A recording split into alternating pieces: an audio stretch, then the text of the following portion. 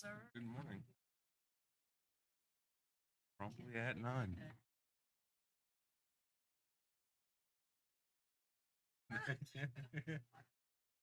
Just went for what? Yep.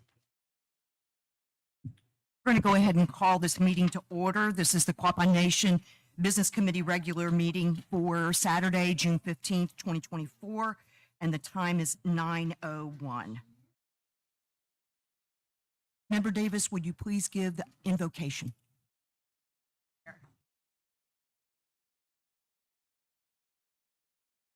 Away and Tante, Father God in heaven, we just come to you this morning. Father, so humbled to be in your presence. Father, we just thank you for this day that you have made and the blessings that you've bestowed upon each and every one of us that are present. Father God, I ask that you just go with us through this day, Father, as we go into the business of the nation, Father, that we,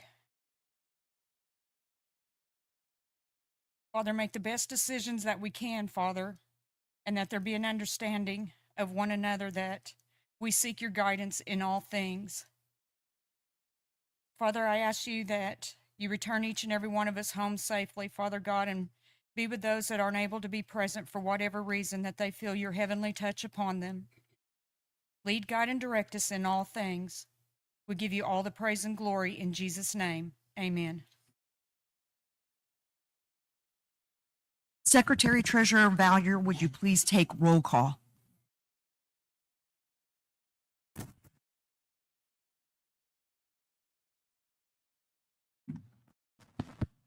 Chair Supernaw, Present. Vice Chair McKibben, Secretary Treasurer Valier, present. Member Buffalo, Present. Member Mercer, Member Davis, Present. Member Gibbswater. Present. Madam Chair, I declare we have a quorum. Thank you. Could you please call for the orders of the day? Madam Chair, I call for the orders of the day. Thank you. We're going to go on to the correction and approval of last month's minutes. Business Committee, are there any corrections to the May 18th meeting minutes? Hearing no objections, we're going to go ahead and proceed to the vote. All those in favor of adopting the May 18th meeting minutes as distributed, please say aye. Aye. All those opposed? The ayes have it, and the motion is adopted. The May 18th minutes are adopted as distributed.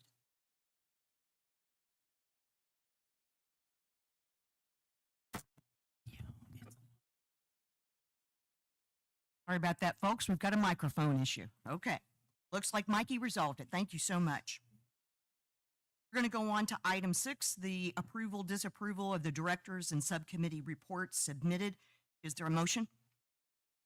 Here I so move. We have a motion on the floor to approve the directors and subcommittee reports as submitted. Is there any discussion?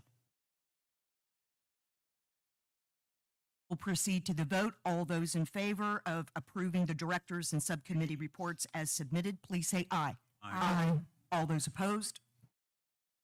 The motion carries, and the directors and subcommittee reports are approved. We're going to go on to the chair's report.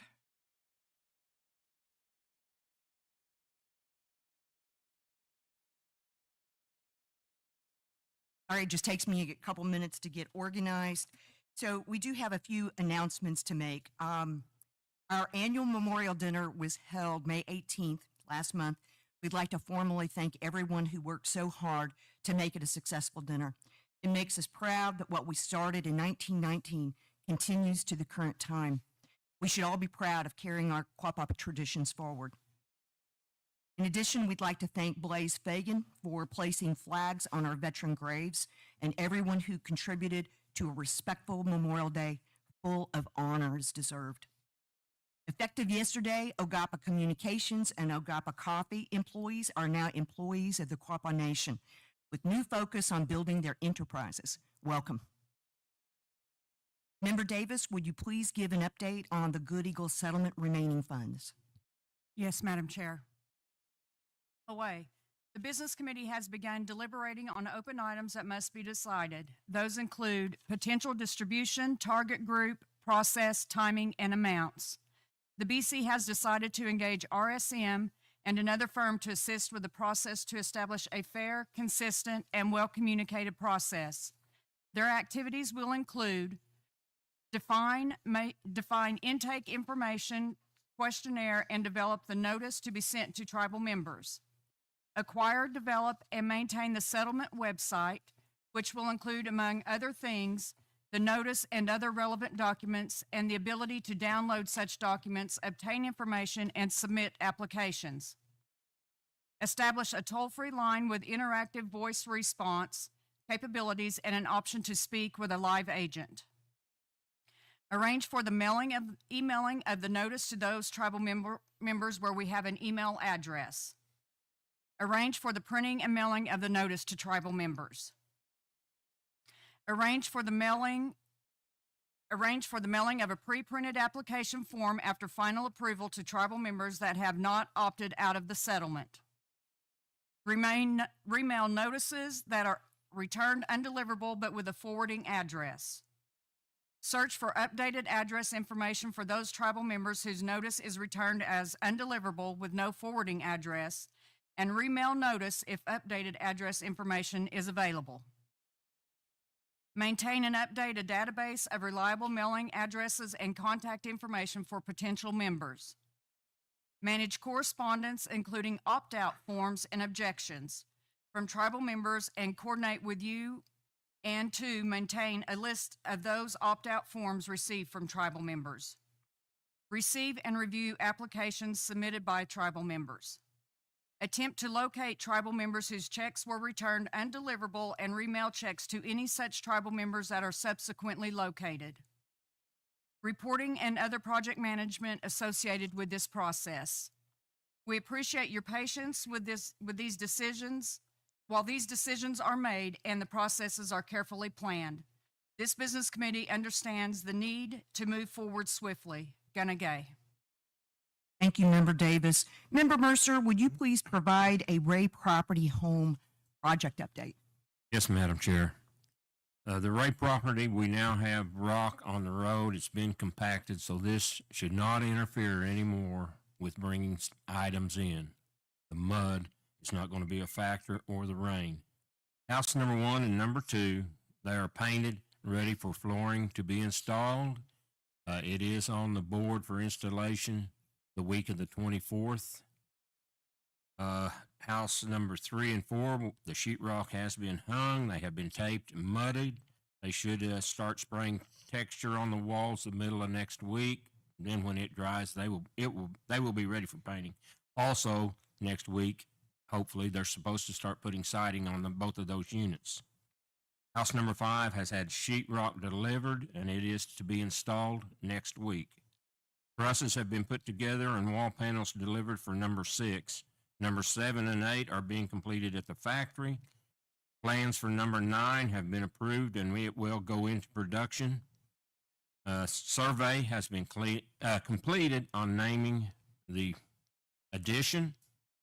Getting 61% of the vote was Quapaw Community, O-gah-pah today, and that concludes the update. Thank you, Member Mercer. Member Gibbs-Water, would you please provide an update on the powwow ground improvements? Yes, Madam Chair. Well, good morning, everybody. The electrical upgrade for the entire project is complete. All they got to do is demobilize and clean up. The water installation is all complete. Everything is tied in together. Pressure testing checked out. They sent it off, chlorinated it, sent it off to the lab in Tulsa, waiting on the results. Should be back on Monday, if not Tuesday, waiting on those results to get in and pass. All the stormwater is in and complete.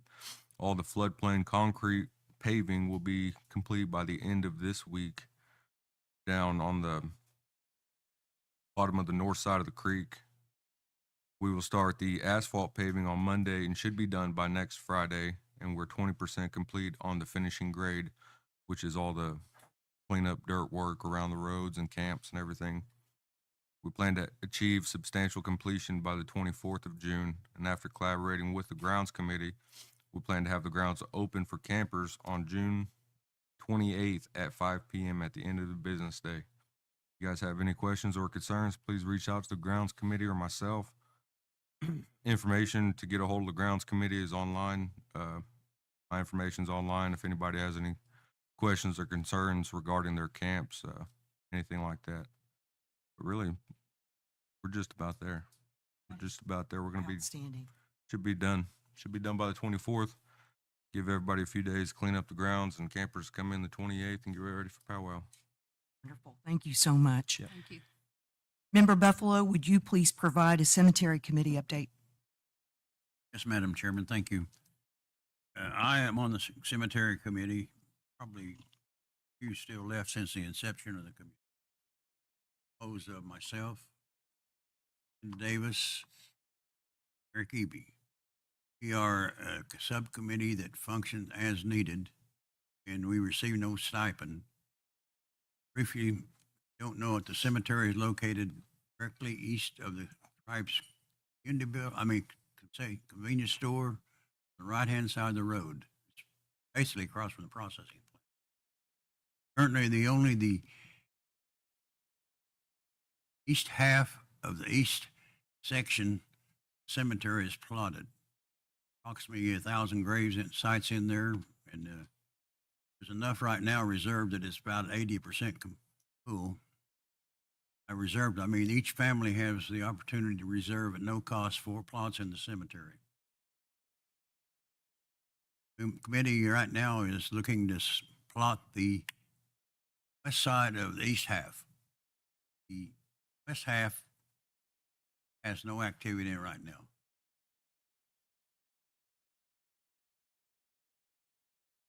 I guess you would say that the cemetery committee functions in many different ways. Those who don't know it, we supply grave markers, installation. The only exception would be a cost to the individual if they want, say, a picture added to the grave marker or some special saying, and that would be at the cost of the individual. Also, we have the opportunity to supply flags from cemeteries locally who have flags. They request them. A lot of things we do that people don't know about. So one of the main things we have to take care of, and I appreciate Lynn spearheading this effort, is the Veterans Monument by the museum. Currently, it has 308 names on it, and she has them engraved. When we get 3 veterans, veterans could be serving in peacetime or times of hostility. Doesn't matter. They've served their nation. Some gave all. Respect that and honor them. This last 2 weeks ago, there were 6 additional names. There was Samuel Bernard Cockrell, Samuel M. Cockrell, Austin Barry Cockrell, Felix Gage Nixon, Hunter James Albright, and Drake Hinkle. If you haven't had the opportunity to see that monument, I'd recommend you go see it because, it's nice to honor our veterans. Some gave all. Some sad, but their service has affected them greatly. A lot of them need help. I'd like to see some kind of program started by the nation to help those veterans like that. I have a son who's been affected. He served in Bosnia. Just appreciate the opportunity to serve on this committee. Honor our people as they walk on. We can find grave marker sites for them. I appreciate the maintenance department for maintaining the cemetery, other local family cemeteries. Appreciate the marshals as they give escorts to on funeral days. Trying to be very brief. That Chairman's permission, I would like to brief moment for honor those who served and those who have walked on, those who gave all in battle. Thank you.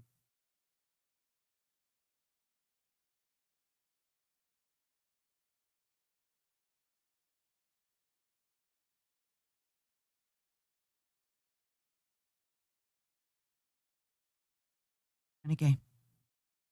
Next item, at the Constitution Committee's request, the Quapaw Nation Business Committee is calling a special meeting of the Quapaw Nation Indian Council to amend the governing resolution on Saturday, September the 7th, and Sunday, September the 8th, if needed, at Downstream Pavilion. Amendments will resolve discrepancies in the governing resolution regarding a couple of different items. Better definition of who is a qualified voter. Section 2, candidate requirements. Adding language and removing language.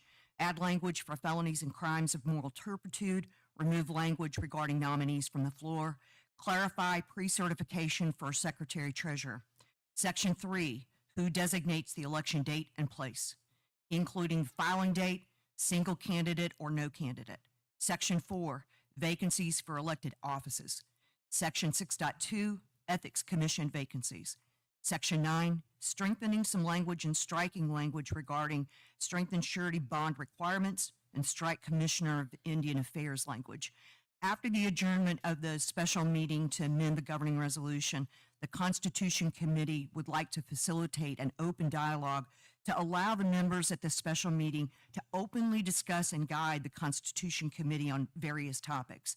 Those topics will include elections and procedures, terms of elected officials, number of general council meetings and rules, number of business committee meetings and rules, and options that balance and strengthen our governing powers. Thank you to the Constitution Committee, and we'll get that announcement out quite broadly via the Quapaw Post, social media, as well as newsprint. Next item, there are a number of myths being circulated that I would like to address this morning. No, zero political contributions have been made to my reelection campaign from any person or entity. You folks pay me a salary that I'm very appreciative of. I can afford my own yard signs.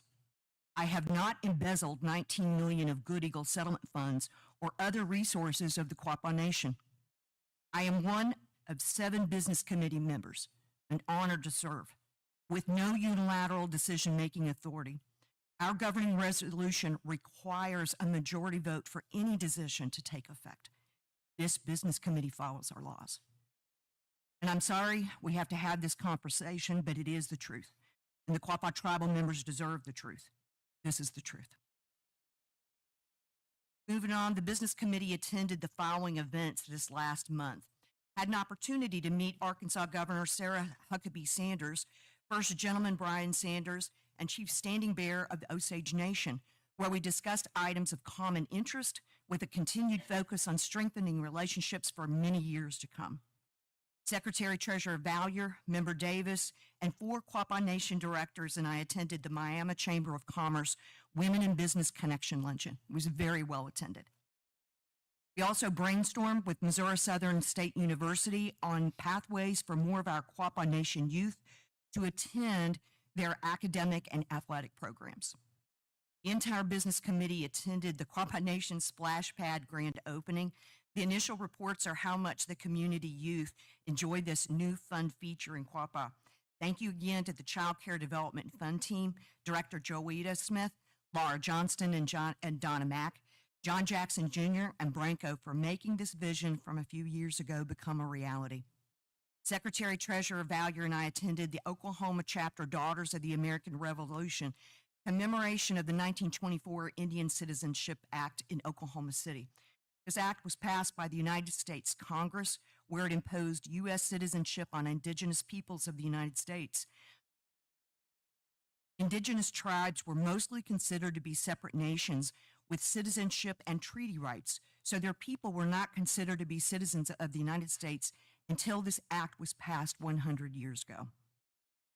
We also attended a USDA Department of Interior Tribal Treaty Database consultation and Department of Interior Office of Grants Management Tribal consultation. The Tribal Sovereignty Symposium in Oklahoma City was also attended. Vice Chairman McKibben, would you please provide an update on the symposium outcomes? Good morning. This week, Linda Vallier, Linda Davis, Chairwoman Supernaw, and myself, we got to attend the Sovereignty Symposium. There was a wealth of information down there for everyone. It was almost too much because within the time frames that were allotted for each speaker, it seemed the initial two or three would kind of carry on because they had so much information to offer.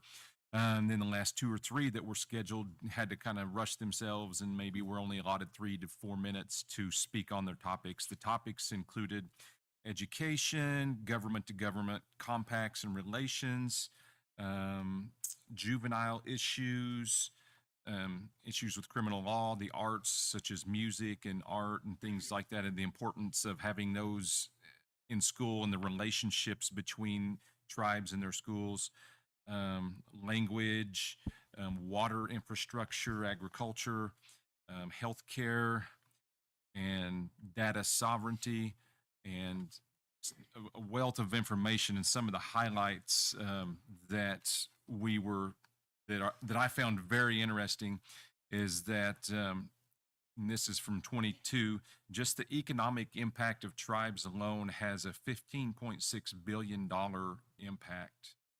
And there's an estimated, give or take at any given time, 135,000 employees within the state that are employed by nations, casinos, things like that.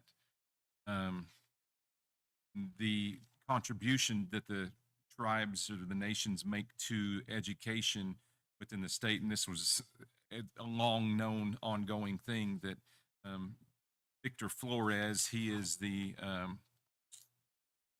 Oklahoma Tribal Finance Consortium president. Of course, answer we've expected, asked the state to audit the money from gaming compacts as to how it's being spent. And of course, he's still waiting on that answer from Governor Stitt.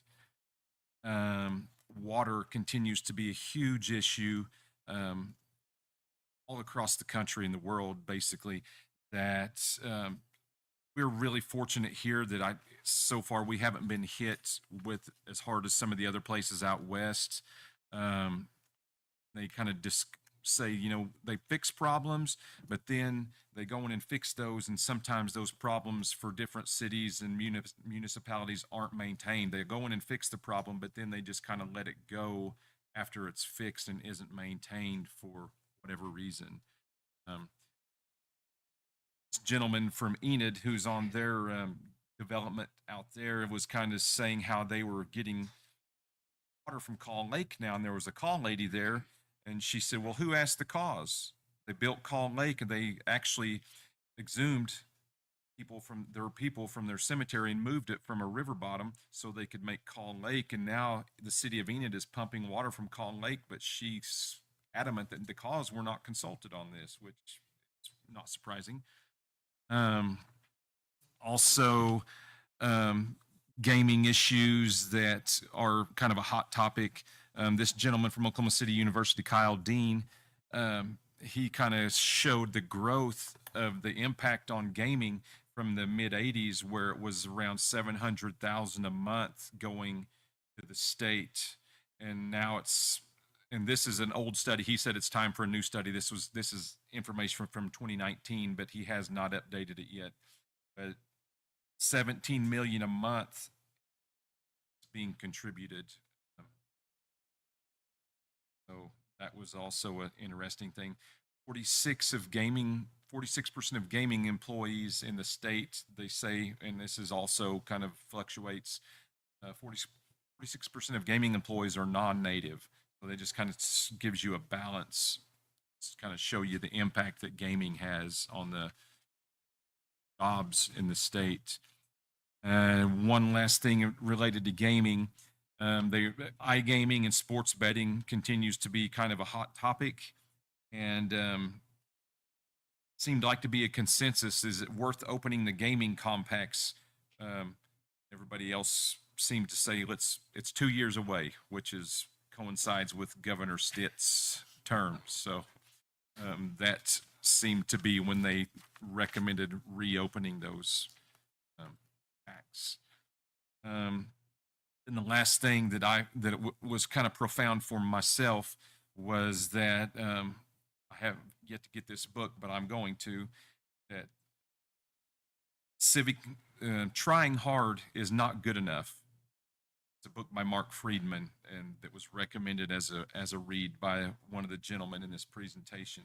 So it's kind of speaks to all of us. It's human nature to get complacent at times, and just kind of telling us, you know, when you read this book, he's like, yeah, you can think you're working hard, and you can talk yourself into thinking you're working hard, but sometimes trying hard is just not good enough. So. And then another gentleman, and this was a profound thing too, that a lot of our spiritual laws passed down that are not written. He said, you know, it's these laws that were handed down from us, from our ancestors to us, were not to be changed or violated. You know, a lot of times we get to compromising and doing things, but it's adamant that, you know, spiritual laws that have been in place for so long, these were not to be changed to adapt however you want them to be violated. Just a brief synopsis of the sovereignty symposium, excuse me. And again, it was, like I said, a wealth of information, and I felt very meant to attend. Thank you so much, Vice Chairman. Secretary Treasurer Valier, the tax commissioners, and the tax administrator attended the quarterly Oklahoma Intertribal Tax Alliance meeting in Lawton. Secretary Treasurer Valier, would you please provide an update on that meeting? Oui, Madam Chair. Oh, wait, good morning. The Quapaw Nation Tax Commission, Tax Administrator, and Business Committee Secretary Treasurer attended the Oklahoma Intertribal Tax Association meeting on June 24th, 2024. Presentations were made by One Tribe Intertribal Software, Oklahoma Policy Institute, and Cougar Den. One Tribe Intertribal Software provides enterprise software data systems for tribal entities. I believe that's one that we have started using ourselves. Oklahoma Policy Institute is a nonpartisan, independent policy think tank working to advance equitable and fiscal responsible policies that expand opportunities for all Oklahomans. Cougar Den LLC is a fuel and tobacco supplier owned by a tribe out of Washington State. They presented services that they could provide to tribal nations within Oklahoma.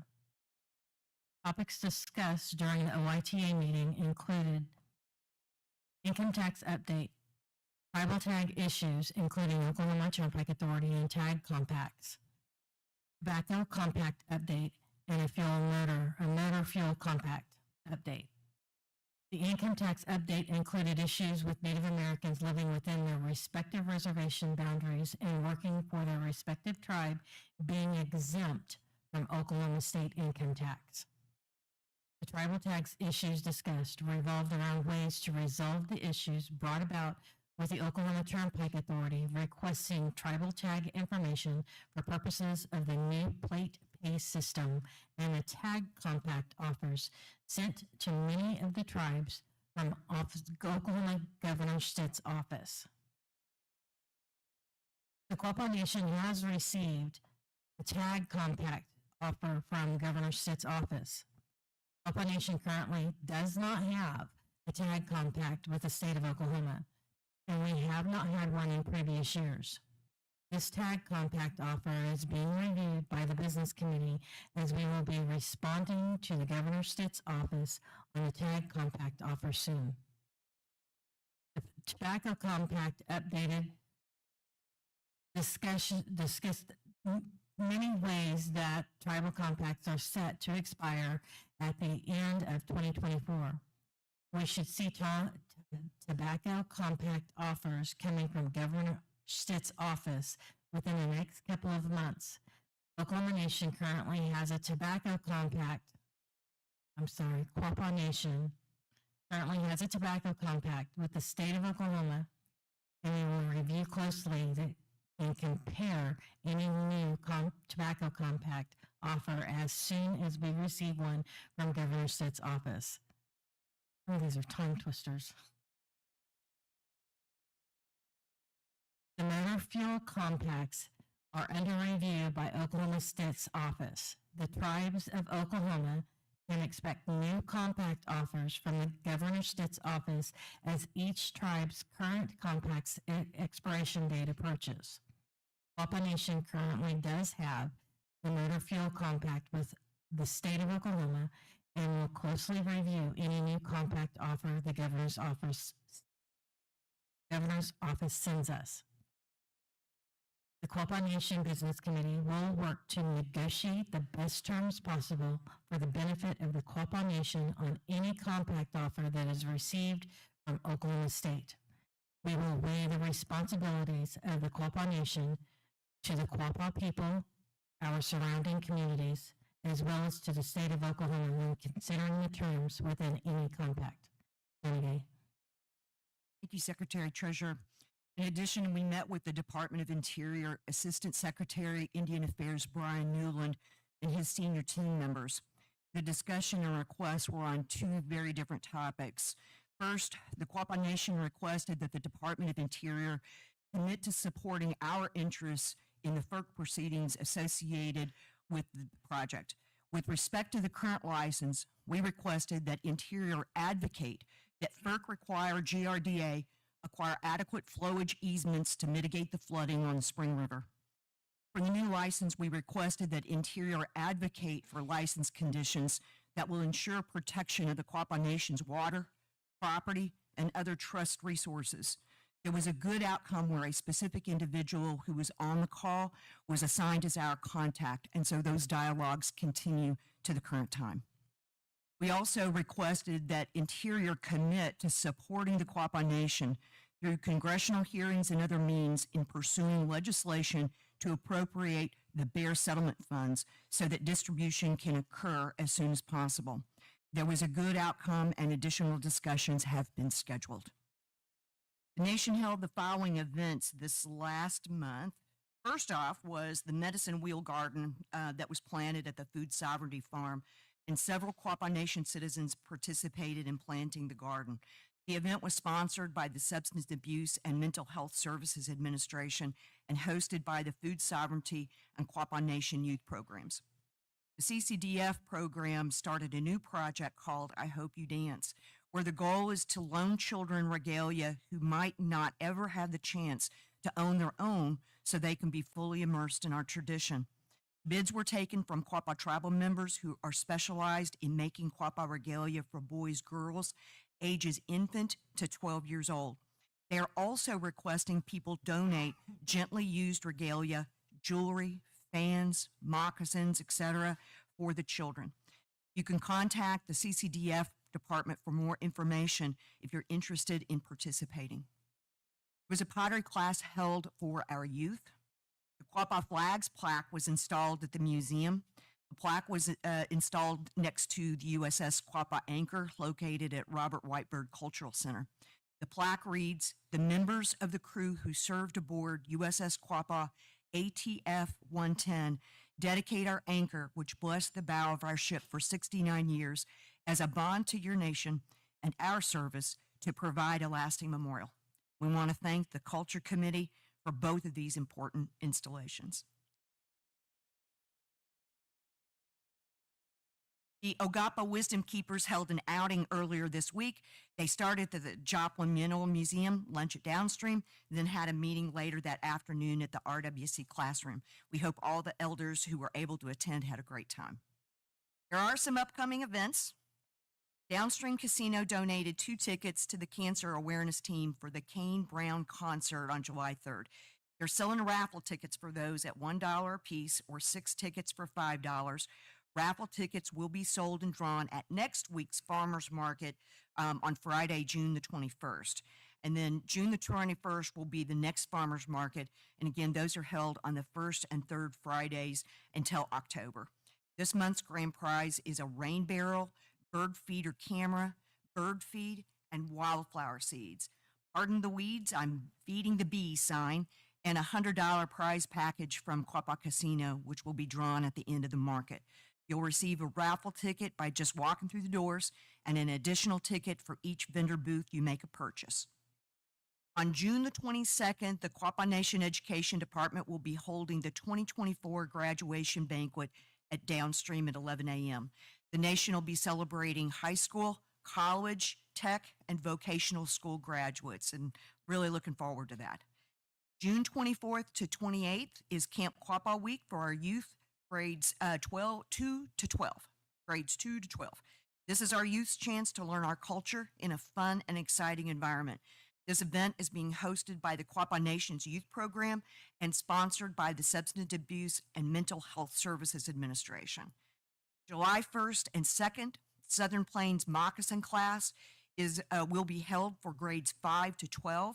Space is limited to 10 people. That'll be from 1 to 5 p.m. both days, presented by the Quapaw Nation Youth Program. And again, that's sponsored by SAMHSA as well.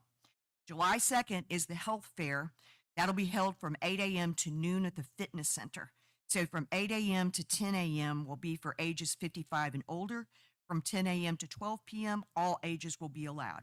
Several booths will be on display, including the Oklahoma Indian Legal Services, who will be there to provide answers to legal questions and take applications for legal services. At that same time, Indian tacos will be served at the Title VI building with the same time and ages as the health fair, 8 a.m. to 10 a.m., 55 plus, 10 a.m. to 12, all ages. July 4th is our general council meeting at Downstream Pavilion starting at 9 a.m. Breakfast will be served starting at 8 o'clock. Multiple documents have been posted to the tribal website, official social media sites, and printed copies at the museum, Title VI, and the admin building. Those documents include the General Counsel frequently asked questions, the General Counsel meeting minutes from July the 4th, 2023, as well as the Special General Counsel meeting minutes from September 30th, 2023, proposed grievance committee policies and procedures, proposed ethics code from the Ethics Commission, General Counsel Child Care Pre-Registration Form, and Brent Devine over here has printed copies available this morning if you would like one. Additional documents may be available before July 4th for tribal members. We're trying to get those out as early as possible for your review. During General Counsel, there will be an opportunity for all certified candidates. Sorry, my cursor bounces around. There will be an opportunity for all certified candidates to address General Counsel. Chair candidates are Mickey Drew Wilson and Weena Supernaw. Secretary Treasurer Linda Valier is unopposed, and Lloyd Buffalo, Amy Panther Kvistad, Brendan McDonough Murray are running for the member position.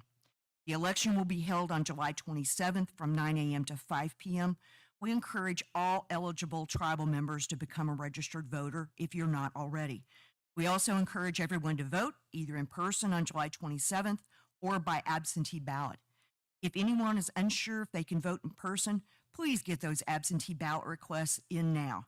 The absentee ballot request form is on the tribal website and available at the admin building.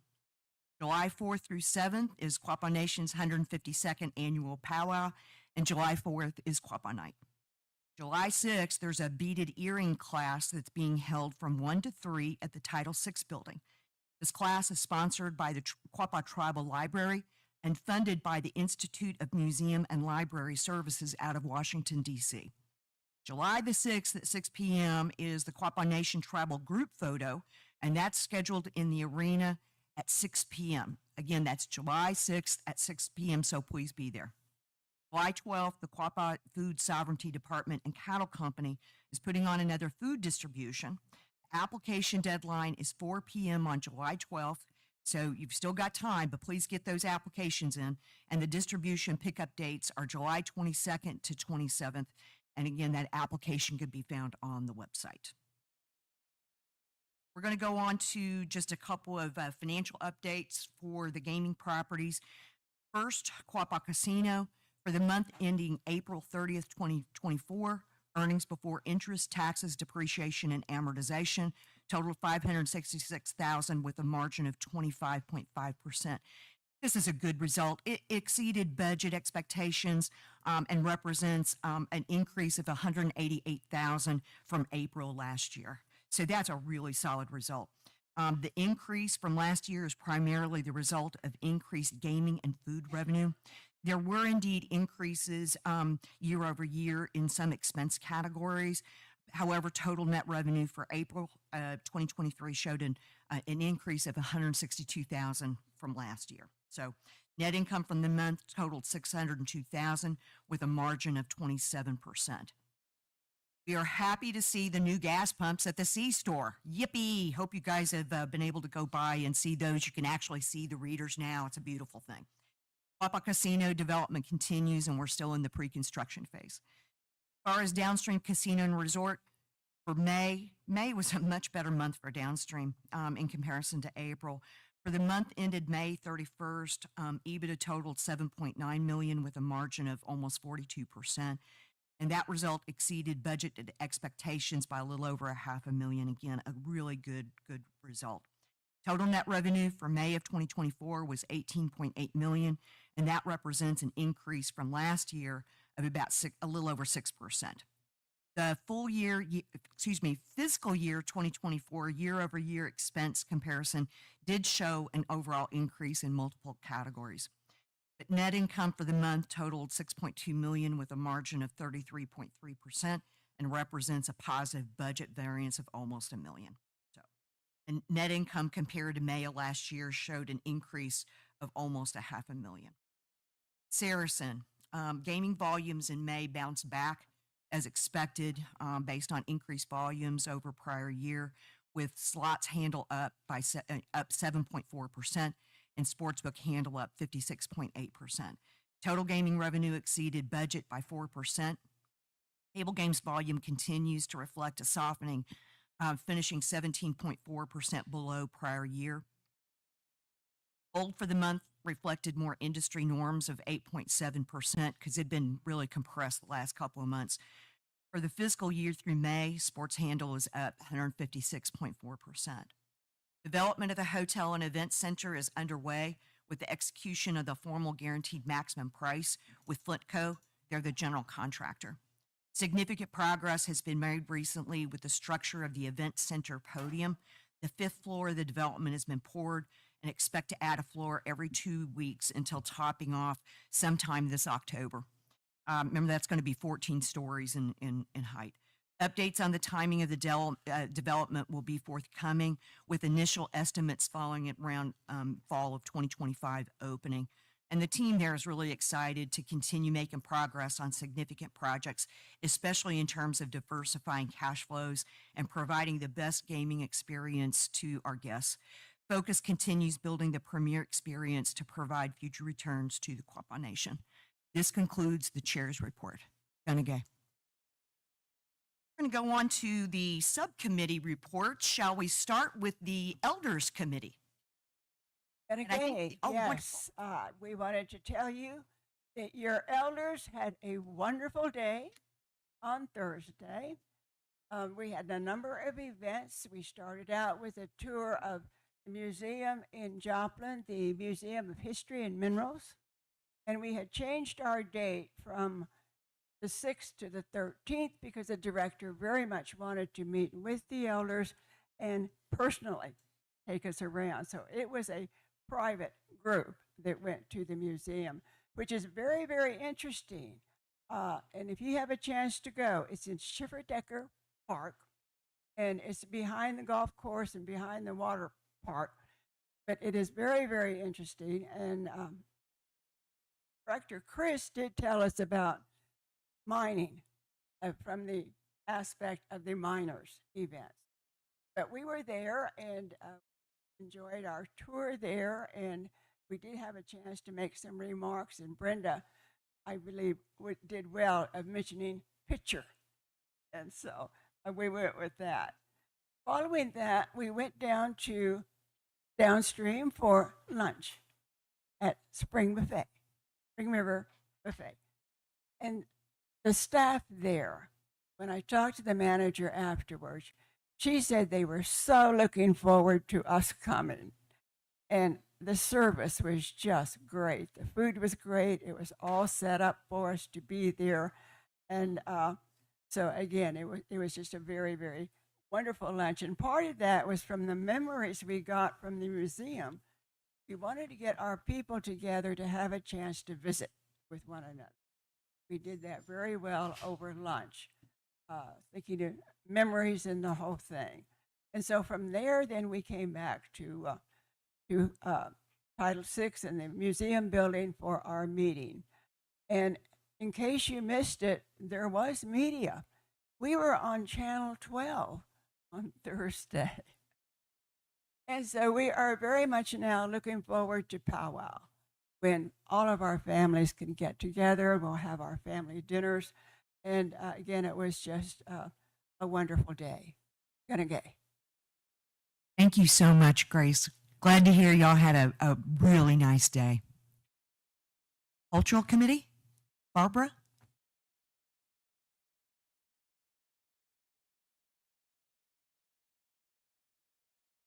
Morning. First off, from the cultural committee, my phone has been. You mentioned myths earlier. I call them rumors. My phone's been ringing off this month about rumors about this and that.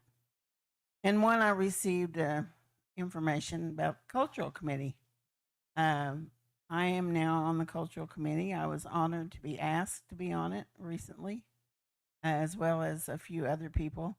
I understand that there was a previous cultural committee, and apparently there was issues. I'm not aware of any of them, and I don't care to be aware of any of them. But that seems to be trickling over into the conversations that we are having now.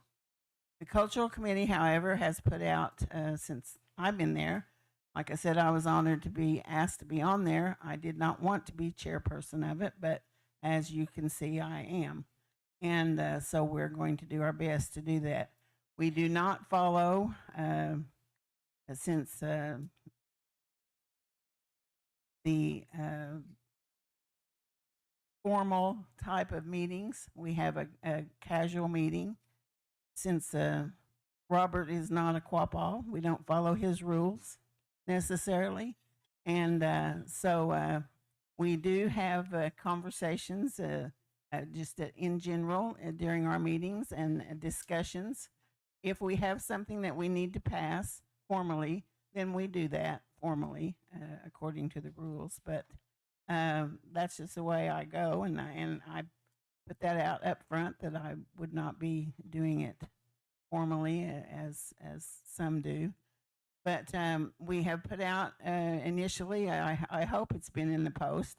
I don't look on media, social media often. And I'm old school. I type things and write things out. But we put out there for a list of things that were priority for tribal members that they wanted the cultural committee to have and follow this next year. We did come up with five of the most highly recommended issues, and that is supposed to be posted somewhere on the online, I guess, maybe under cultural committee. I don't know. I haven't looked to see if it was there, but we did do that. We are following that. We hope to have some of those classes started right away with others. We did participate recently. The events committee, at our request, participated in the Miami Public Schools summer program, and they did a really good demonstration. Karen and Melanie and the young man were there doing demonstrations. They made beaded keychains. The kids helped the kids make beaded keychains. I went over and stayed for a few minutes to see, but I had another appointment. So it was very good, a very good start for the cultural committee's activities. It was also rumored to me that the people are not invited to come to the cultural committee meetings. I don't know where that has started or come from. We welcome anyone that wants to come to the cultural meetings. We'd be glad for you to be there. We have them the Friday, usually the Friday before the business committee meetings at 1 p.m. at the museum classroom. And we would welcome your comments after we complete our meeting and our discussions, to have you sit in and give us your ideas about things. We also have discussed, I know some of you are, some of us that have been around a long, long time know about the orange book that the tribe made years ago with the record with Bill Shawnee. We have spoken with his daughter and have gotten permission to use some of his music on things. I think I reported that last month. But also, along with that, we have discussed having another meeting such as that to get elders together, just like Grace was talking a while ago. Get elders together in a room and let them visit and talk about old things and about how things used to be and about how things are, so that we can get that down possibly in video or at least audio again, like we did in past years. So that's kind of an update on what we're doing. And if you'd like to come and give us your opinion or talk about something, you're more than welcome anytime. Thank you. Thank you, Barbara, for that update. Election committee, Frank?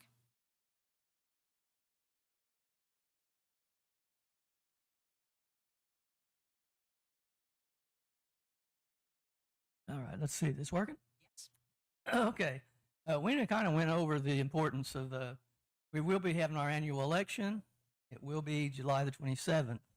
Now, the absentee ballots, the election committee has already put those packets together, and all you have to do is come out to the office or call the office and request it, and one will be mailed to you. You have until the 26th at 5 o'clock to get them turned in, the day before the election. If you pick one up locally, decide you want to come out and vote locally, it has been noted that you picked up an absentee packet. You have to return that packet in its entirety and able to vote in person. That's the stipulation in our ordinances. But other than that, everything's going good. We're looking at a nice election, a great general counsel, and I just say good luck to all the candidates, and everybody do your research and vote with your heart for what's best for our nation. Thank you. Thank you, Frank. Constitution Committee, Roman?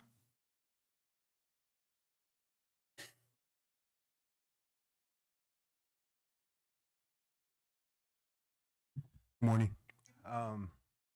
So the majority of the work the Constitution Committee has been doing this week was to get prepared for the request for the special general counsel. So thank you for making that announcement.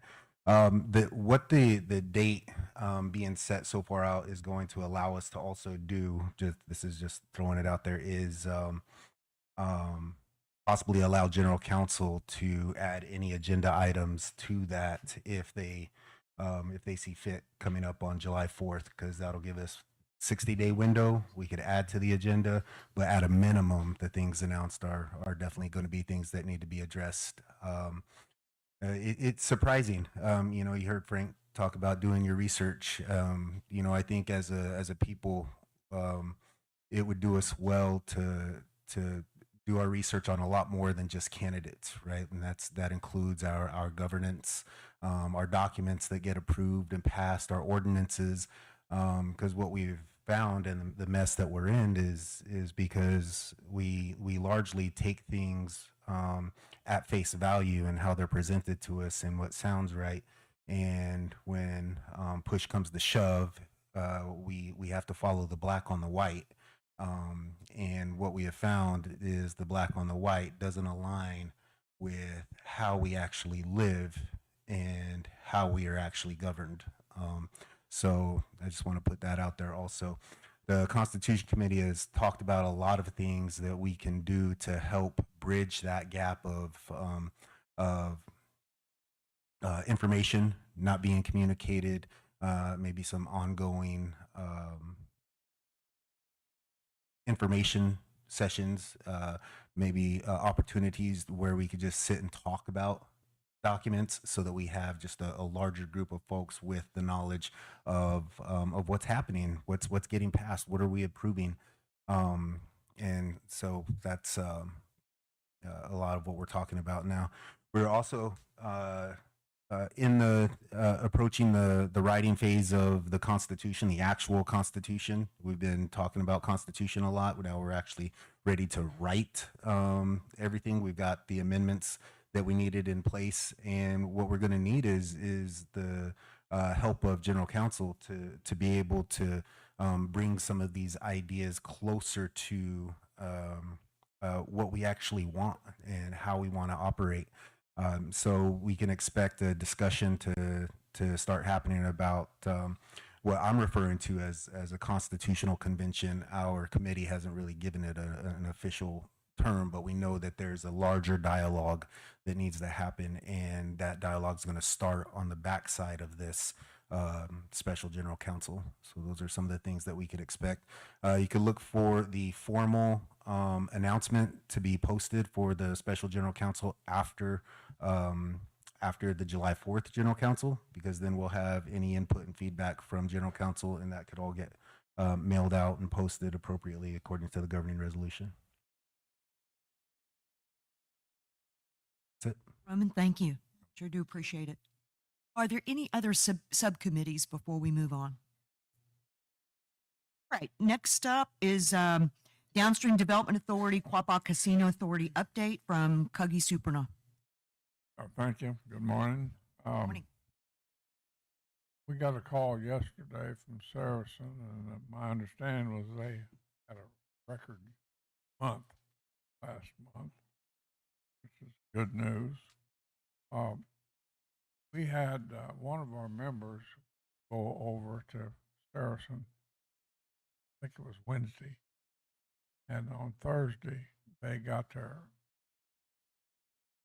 gaming license for Arkansas, which gave us 3 members that are licensed.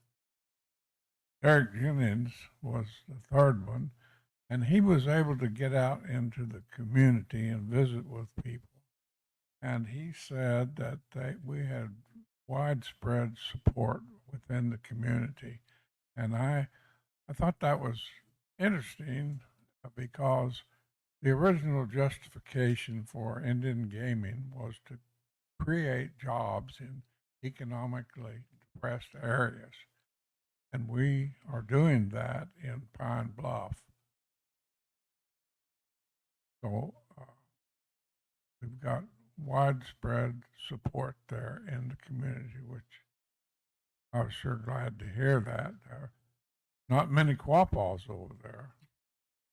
Not many of them are Quapaw. There's a lot of jobs available for people that want to work. With that third member of the committee, we determined that we had the right to vote. So yesterday we approved the renewal of the financing package, Harrison. And of course, it will be at current interest rates, but on banking charges, we were able to save $50,000, which I thought was pretty good news. Anyway, today we have a meeting at 1:30. Most of routine business, but you're welcome to attend if you want to. It'll be at the Downstream in the Calumet room. Thank you. Thank you for that update. Let's go ahead and go on to the executive director reports. Just keep in mind those reports are targeted to the business committee. If others in attendance this morning have questions regarding their reports, please pose your questions during open forum. The executive director reports were posted to the tribal website earlier this week, so those are available. Eric Boone, CFO, do you have anything to report beyond your posted report? Thank you, Eric. Trenton Stan, do you have anything to report beyond your posted report? Thank you. Jerry Holmes, interim leader of Quapaw Facilities Authority, do you have anything to report beyond your posted report? Madam Chair, Jerry had to excuse herself for a personal emergency. Thank you, I appreciate that. But Jerry's report is indeed available on the tribal website. Steve Estand, Executive Director of Tribal Member Services, do you have anything to report beyond what was posted? Thank you, Stephen. Standing in for Charles Addington this morning is Deputy Chief Mike Mullen. Do you have anything to add beyond what was already posted? Thank you, Mike. Everett Bandy, Executive Director of Culture and Events, do you have anything to report beyond your posted report? Thank you, Everett. All right, so let's go on to reading correction and approval of the phone polls. Larry Mercer, would you please take the very first phone poll? Yes, Madam Chair. This is poll number 28297, and the request was for purchase for forestry of a Chevrolet 3500 HD to assist them in transportation of their equipment. The other truck was not able to pull that big of a load, and all we were going to do is eventually destroy that truck. Poll was approved for the purchase of a truck for the forestry department. This was sent to a phone poll for the necessity to get in purchased before it was sold to someone else. The approval count was 6-4. The certified date was 5/21/2024 at 7:08 a.m. Member Buffalo, would you please take the next one? Sure. Phone poll number 28830. Purchase request for utilities Chevrolet 3500 chassis. Utility Authority is requesting a truck that can be readily converted into a flatbed. The current truck is undersized to haul equipment used on job sites. Truck will be purchased Bureau of Reclamation funds. We are requesting an emergency phone poll to prevent the truck from being sold for the next scheduled meeting. Truck we sold, the next available option would cost an additional $3,000. I might add, truck's kind of hard to find right now. And this phone poll was approved 7-0 and certified on 6/2/24, 11:32 a.m. Member Buffalo, I just wanted to verify that was poll number 28830, correct? Correct. Got it. Thank you. I'll go ahead and take phone poll 28396. Okay, so this is a purchase request from QSA Dump Trucks. The QSA is in need of 15 dump trucks for chat remediation projects. The Quapaw Services Authority periodically replaces parts of its fleet to maximize the efficiency of the vehicles and travel capital. This was sent to a phone poll to expedite the previously approved purchase. It was approved unanimously by all 7 and certified on May the 22nd.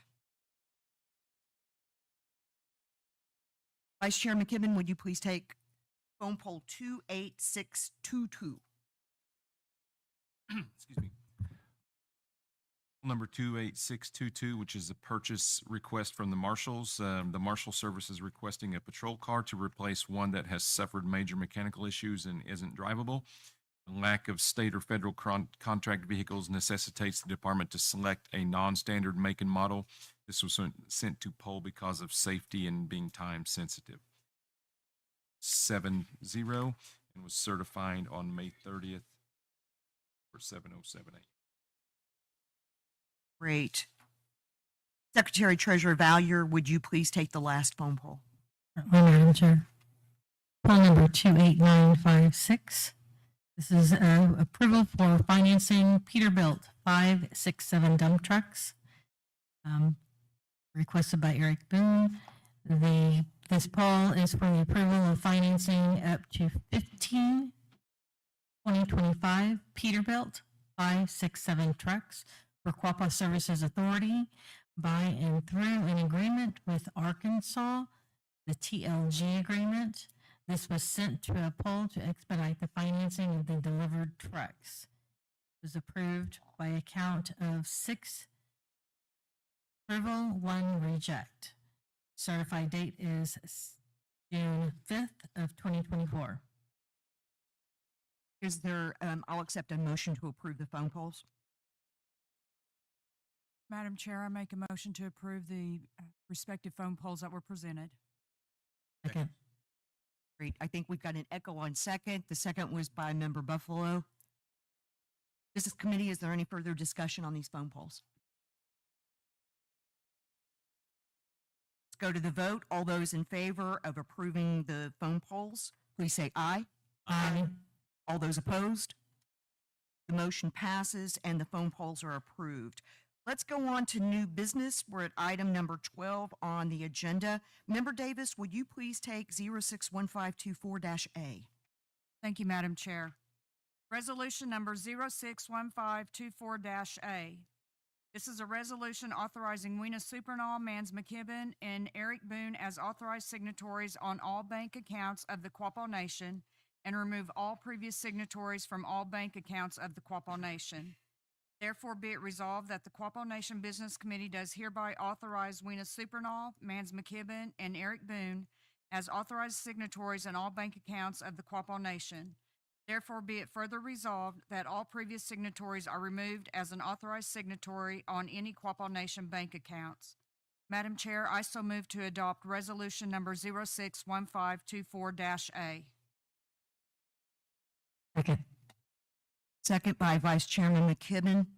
We have a motion on the floor. Is there any further discussion on this resolution? Hearing none, we'll go to the vote. All those in favor of approving 061524-A, please say aye. Aye. All those opposed? The motion passes. Member Gibbswater, would you please take 061524-B? Resolution number 061524-B, the resolution to convey Quapaw Nation property. Whereas the Business Committee conveys the property as part of the Nahazda program to a tribal member. The tribal member has signed the Nahazda grant agreement and the security agreement required by the program. Therefore, be it resolved that the Business Committee approves conveying this property. I'd like to make a note, should be Quapaw Nation added before Business Committee.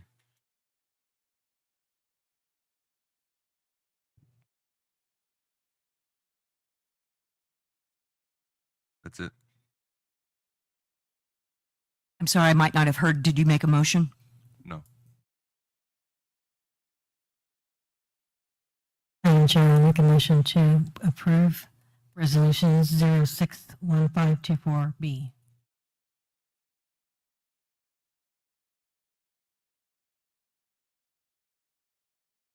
I'll go ahead and second it.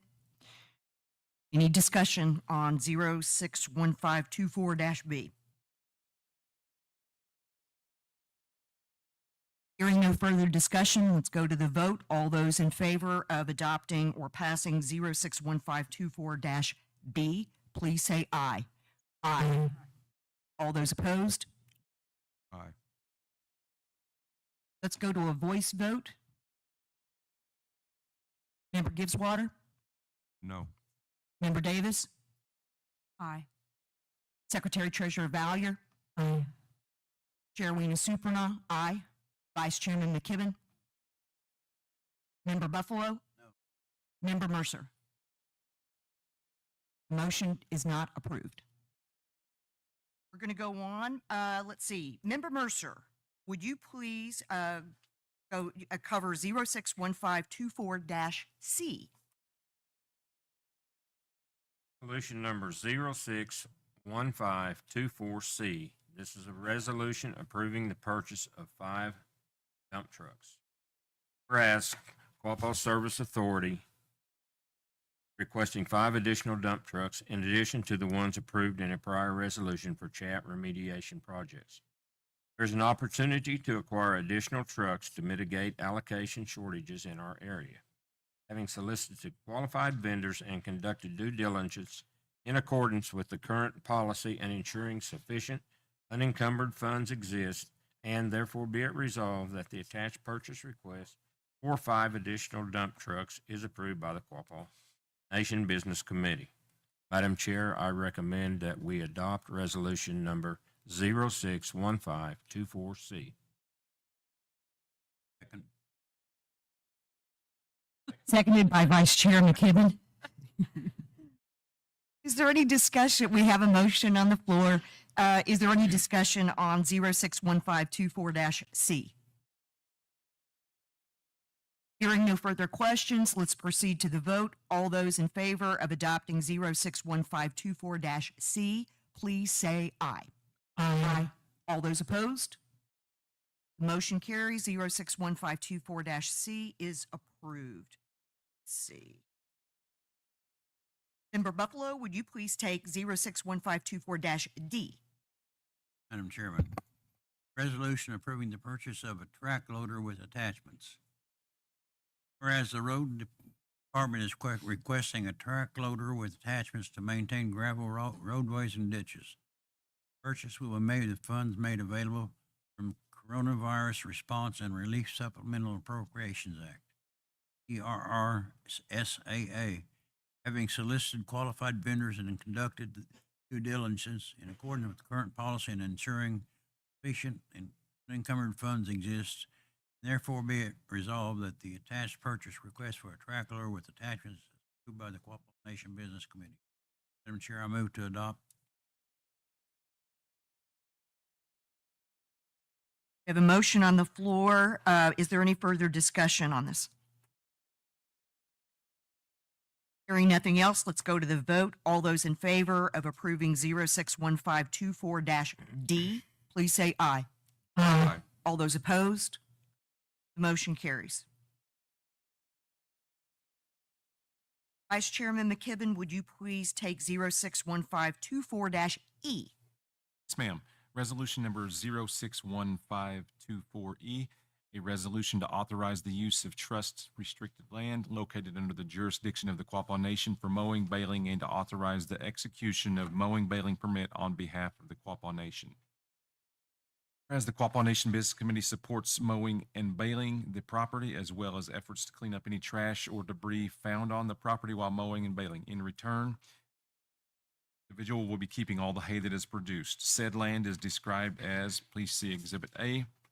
Therefore, it be resolved that the Quapaw Nation agrees to approve said permit supporting Travis Eby's request to mow and bale property. In exchange, we'll keep all the hay that is produced. Madam Chair, I so move to adopt this resolution. Second.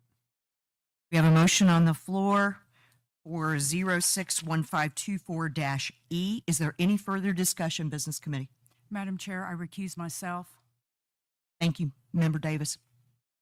Any further discussion? All those in favor of adopting 061524-E, please say aye. Aye. All those opposed? The motion carries. I'll go ahead and take the next one. That's resolution 061524-F.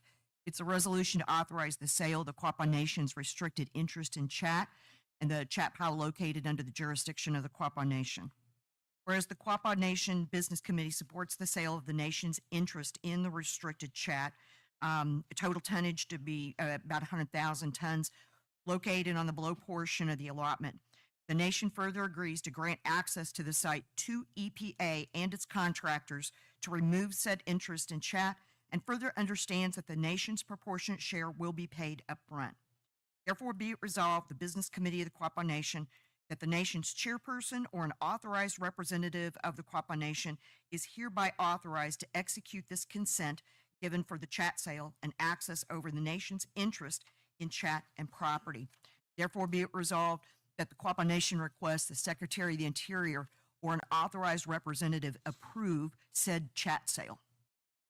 I move to adopt Resolution 061524-F. Second. Thank you, Member Buffalo. We have a motion on the floor. Is there any discussion on this particular resolution? Hearing none, we'll go to the vote. All those in favor of adopting 061524-F, please say aye. Aye. All those opposed? And the motion carries. Secretary Treasurer Valier, would you please take 061524-G? Thank you, Madam Chair.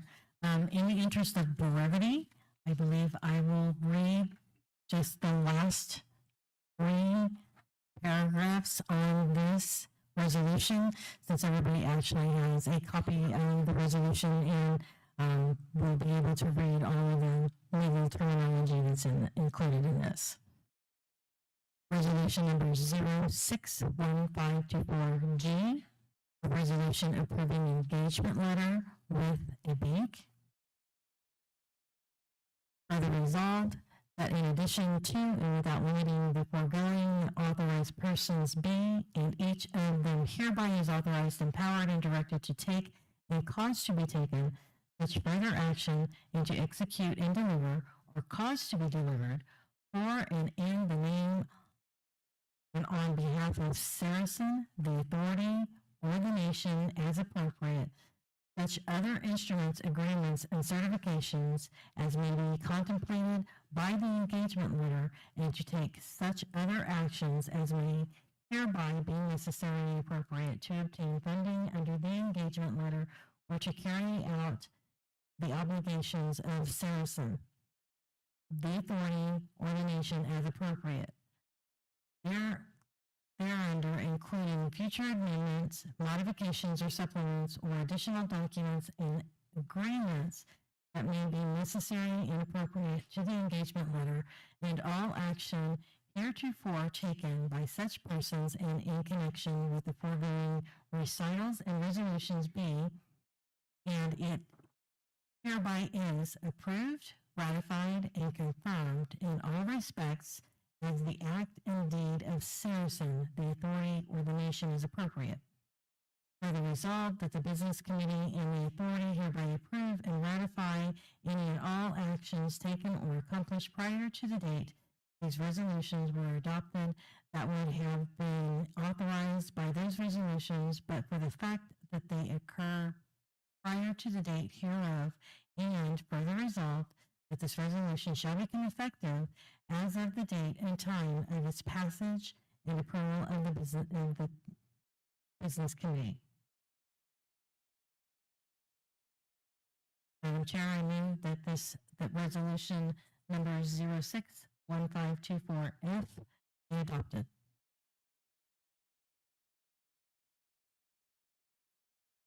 I'm sorry, let me restate that. It's 061524G.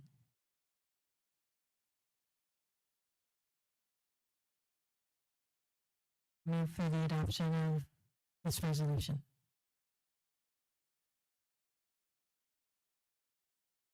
We have a motion on the floor to approve Resolution 061524-G. Is there any further discussion? One thing I would like to point out, this particular engagement letter was approved yesterday by the Downstream Development Authority. It is based on their recommendation that this particular resolution was included on today's agenda, and we appreciate that. Any other discussion? All those in favor of adopting 061524-G, please say aye. Aye. All those opposed? The motion carries. All right, we're going to go on to donations. It looks like there are 5 of them this morning. First off, the first donation is for a France mission trip request by Ms. Madeline Arnold, who is on Zoom. I know it may take us a moment to find who's speaking to this particular mission trip.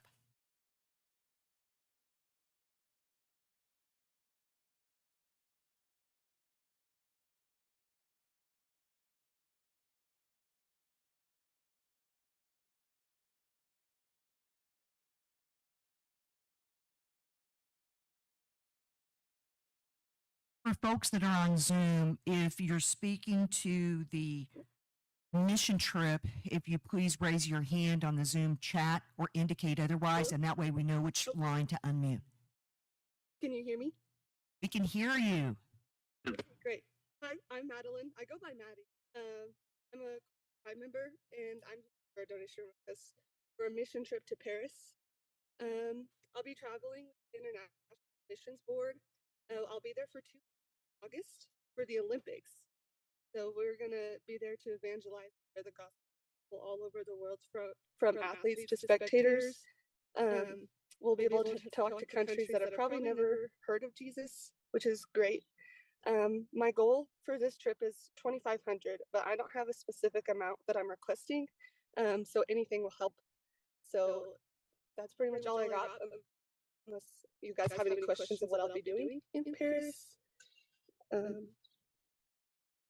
And would this donation be utilized to help defray your travel expenses?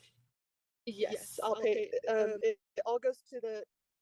I'm traveling with the missions board, but it all gets me to Paris, and with food and stay also. Thank you. Any other Thank you. questions?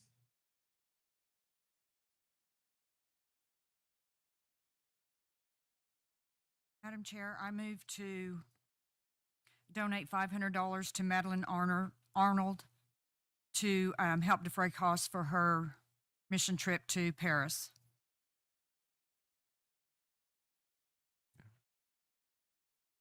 Second. All right, so we've got a motion on the floor for a donation of $500 for the France mission trip. Any further discussion or questions for Miss Madeline? Yeah. Go to the vote. All those in favor of approving the $500 donation, please say aye. Aye. All those opposed? The motion carries and the donation in the amount of $500 is approved. Thank you guys very much. Have a great day. trip. Thank you so much. All right, the next one is for the organization Missing and Murdered Indigenous People. And I think, Member Davis, you had said you were going to cover this. Yes, thank you, Madam Chair. The organization is the Missing Murdered Indigenous People, the Central Oklahoma chapter. And this organization helps to provide missing and murdered Indigenous people in Central Oklahoma. Purpose is to provide services and support to our MMIP families by actively searching for our missing relatives, actively fighting for justice for our murdered relatives, consistently advocating for our missing, murdered Indigenous people, families, and victims, and continuously educating and raising awareness of the MMIP movements to the community. Madam Chair, this is a 501c3 organization. They also host raffles, Indian taco sales, and other fundraising events for the proceeds to help the MMIP families when needed. And it's not only to bring awareness to our MMIP crisis, but to help our MMIP families. I would just like to note that in I believe it was 2019, one of our tribal members' daughter fell victim to this type of situation. And then I know that one of our family or one of our extended nations had a Wyandotte tribal member, a former classmate of mine, that was also a murdered victim. And I would so move that we donate at the yellow tier level for $500 to help them in their efforts, just based on the fact that they are 501c3 and the purpose of what these funds go toward. Gonna go. Okay. So we have a motion on the floor for a $500 donation to the Missing and Murdered Indigenous People Central Oklahoma chapter. Are there any further questions or discussion? Hearing none, we'll go to the vote. All those in favor of the $500 donation to Missing and Murdered Indigenous People Central Oklahoma chapter, please say aye. Aye. All those opposed? The motion carries and the donation is approved. All right, so we're going to go on to the next one. Benjamin Chavez. I didn't know if Benjamin was going to present first and then Coda or together.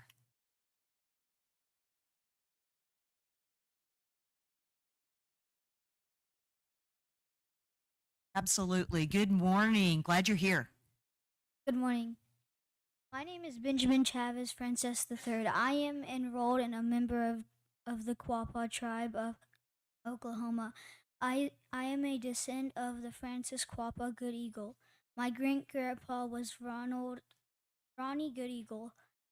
I am requesting a financial assistance for a registration fee, hotel, gas, and extra, which is foundation to attend the annual Native Youth Golf Championship Tour hosted by the NB3 Foundation. Will be held at Santa Ana Golf Course in Santa Ana Pueblo, New Mexico, July 21st through 2024. Winners of the age division can qualify to play in the Notability third junior national championship. That will be televised on the Golf Channel. This will be my second year attending the the tournament to represent the Quapaw tribe. I am 10 years old. I have been playing golf since I could walk. I've been playing in the U.S. Kids Golf program for 2 years. I love playing golf, and I want to be better than my big brother, Coda. This will be my second time playing in this tournament, and I am excited to see my friends I met last year and to represent my Sac and Fox people. Thank you so much. Glad to hear that you must be a really good golfer. Maybe that's the problem. I started too late in life, so. Thank you. Thank you so much for your presentation. Before we go on, let's go ahead and I'll go ahead and make a motion for a donation in the amount of $500. Okay. Discussion? All right, all those in favor of approving the $500 donation for Benjamin, please say aye. Aye. Aye. All those opposed? Thank you, guys. Approved. Thank you. Good luck. Good morning. Morning. Thank you for being here. Thanks for having me. I'm Coda Chavez. I'm his big brother, and I'm pretty much just asking for the same thing. I've been playing golf since I was 5 years old. I played in Junior PGA League in the summers of 2014 and 2015. I've played for Cushing Public Schools since I was in 7th grade to now. I finished my junior year placing 16th out of 76 golfers at the Class 4H State Championship Tournament. I am currently registered to play in tournaments with U.S. Kids Golf, Oklahoma Junior Golf Association, and South Central PGA programs this summer. I plan to use this opportunity to gain recognition and experience that will center towards my future goal to enter in the PGM program and play golf. This will be my third year attending this tournament, and last year I did pretty decent in it, so I feel like I can win this year. That's wonderful. I'll go ahead and make a motion for a donation in the amount of $500. Okay. Any further discussion? All those in favor of approving the $500 donation, please say aye. Aye. All those opposed? The motion carries and the $500 donation is approved. Thank you guys very so much and good luck. Thank you. Yes, good Thank you. luck. And I've got the Golf Channel. I want to make sure I watch.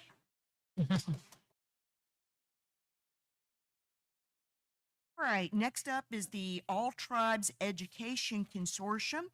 And I see that Karen Hildreth is here this morning to present. Thank you for being here, Karen.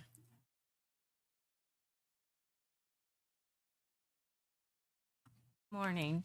I'm Karen Hildreth, and I am the current president of the ATEC organization, All Tribes Education Consortium.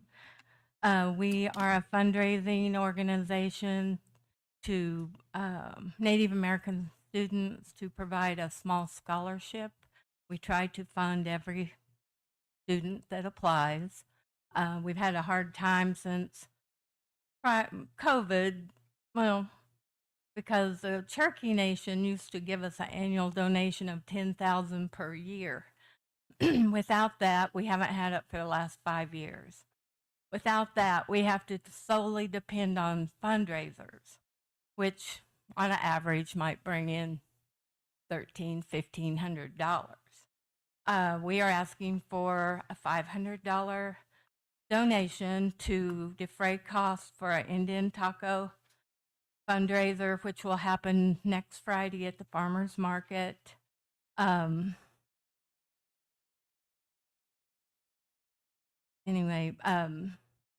It's taken us a long time to build up because one semester of funding students, we usually put out about $13,000. So it takes a lot of fundraisers. And I was made aware of this week that there are certain people who have wondered where our money goes since we haven't been able to fund anyone for the last couple of years. Well, it's all in the bank. And we're trying, this year, we figure we have enough that we've raised on our own to start fundraising or start giving that donation to the students again to award the scholarships. So we're just asking for $500 to defray the cost of the meal. Thank you. So that's to buy the goods necessary so that you can Yes. continue those Yes. fundraising efforts. Okay. Yes. Thank you. Uh-huh. Madam Chair, I move to donate $500 to ATEC. We've got a motion on the floor for a $500 donation to All Tribes Education Consortium. Is there any discussion? Question? Let's go to the vote. All those in favor of approving the $500 donation, please say aye. Aye. All those opposed? The motion carries and the $500 donation is approved.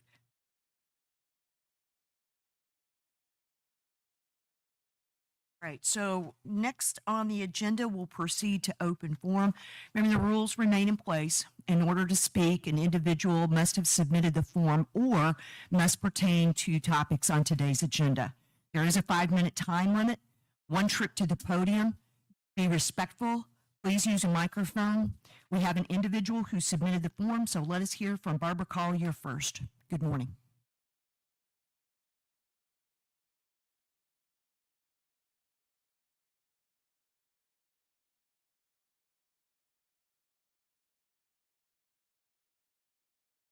Thank you. It's easier for me to sit. If that's okay with you. Again, I mentioned my phone has been ringing with rumors. So this is mostly what this pertains to.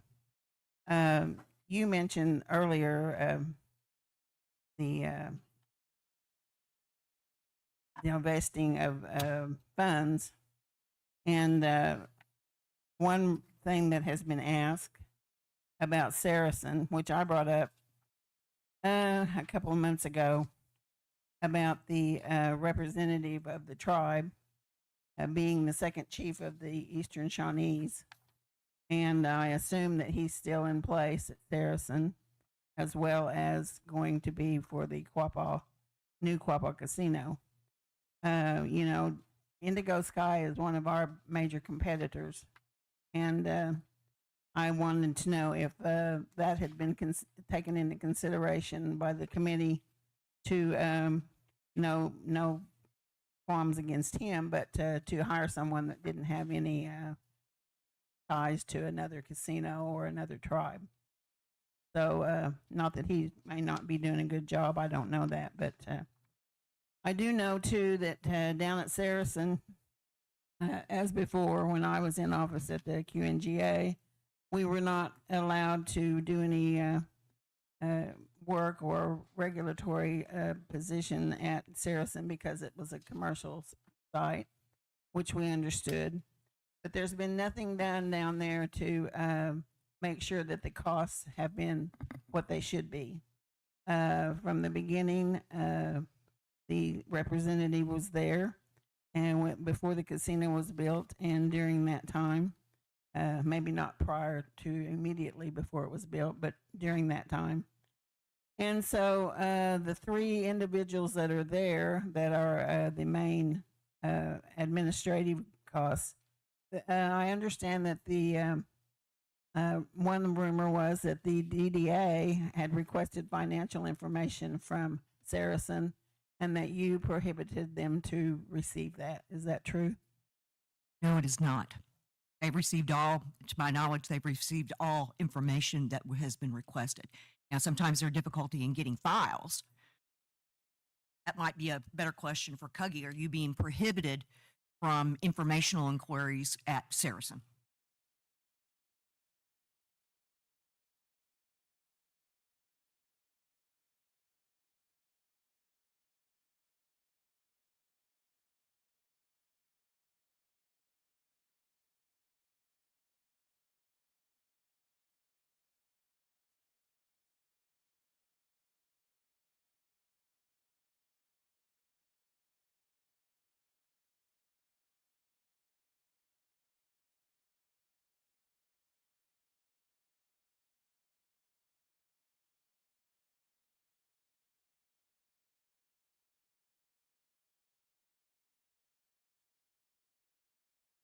Well, good. That then sounds like that rumor is quashed. Then that's a good thing, because I feel like that there has been no internal. The nation has not created any audit down there whatsoever since the casino was open that I'm aware of, and I think it's high time for that to happen, because during my term, I did 2 forensic audits at Downstream, and that purported many things that were not kosher, especially with credit card charges. So I would like to see the business committee take some action towards doing an audit there. We do know that the records have been evaluated very carefully up through probably January of 2021. That would have been a part of work conducted over that summer and fall. But thank you. Well, I know, initially during general counsel one time, there was a big hoo-ha because of some of the untruths that were told about the bonds and the bondholders and the authority they had and whatsoever, and how the funds were being spent. And that was all really false information, basically. So I think we need to, know where whether the funds went to, what they were actually for. And I don't know how to do that other than to have some kind of an audit. So that was my concern, major concern. Also, it got brought up to me about the $19 million. You had mentioned, you did not take that. But it was brought up to me about the resolution for that. And I think it was brought up in a prior business committee meeting. Was there a resolution for Joe Bird and Guy Barker to remove that $19 million or remove part of it from the BOK? Did you ever find that resolution? It was, to my knowledge, when I've been here, it was never answered. I'm going to answer your question on that, because that was one of the things that we had been looking at earlier this week. And yes, there was a resolution, and forgive me, I need to go ahead and pull that up, because I remember it was August, and if I remember, was it August 20? It was August of 2020. There was a resolution. It was a general resolution, and towards the end of the resolution, it did make a statement that it did approve the business committee to distribute funds. It did not give an exact amount, but it gave the general approval for the business committee to be able to distribute some of those Good Eagle settlement funds. I have to admit, I've looked at that resolution probably 100 times, and I never missed that. I never really understood that paragraph until Vice Chairman McKibben pointed that out. It's absolutely right. Right. We have looked at it, and we have reviewed it, and we've considered it.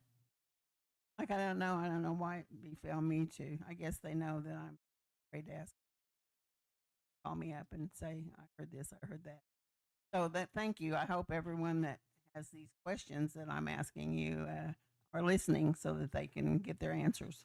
One last thing. I understand that this is probably the cherry on top of all the rumors, that the gas cards for the general counsel were not timely ordered, and so they're not going to be in the packets like they have been in the past. So- And that Weena and the marshals are going to pass out $100 bills to everyone that comes through the door. No. Is that true? That is not true. It is true that the gas cards haven't been printed. There's some sort of a snafu with the vendor that's utilized for that purpose. And so we're looking at lower cost alternatives. So, but anybody that knows me very well understands that I have a collation problem. If you give me a stack of paper, I'll show you a stack of paper that's all over the place. I'm the last person to be doing activities that you're describing. No. No. Okay, well, But we are looking at alternatives because, we just because we can't get the darn cards printed isn't a reason that we discontinue a perfectly fine program, but we are looking at alternatives. Sure. Well, thank you. Well, I left my question paper. I have to write down things, and I had a whole list of the things on a paper at home, and I went off and forgot it. So I think that's all. Thank you. Peggy?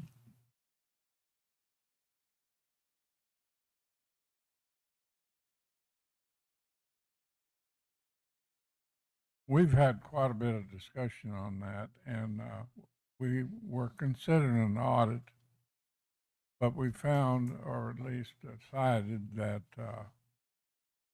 they're in the process of doing their annual audit, so that they're going to put special emphasis on the credit cards, which will be a lot cheaper than having a separate audit, but it has really been considered, and that's so far the solution we've come up with.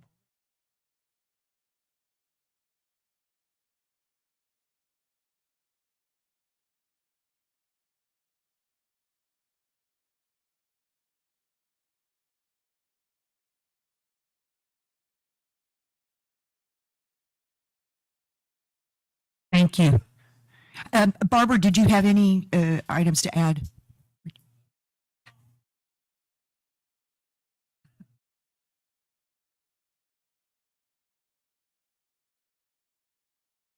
Thank you. Others who may wish to speak during open forum, I see 2 hands raised. John E., you're getting your exercise today.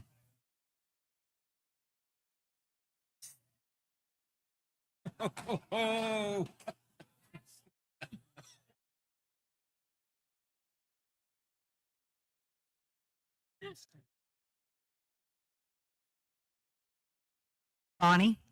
Okay, I am sorry that I am confused on this Good Eagle situation that was mentioned today, that we have to reapply or reassign or answer emails. I thought we did all that. I thought we had meetings on that. And I'm sorry. You know me, I'm blunt. What is the holdup?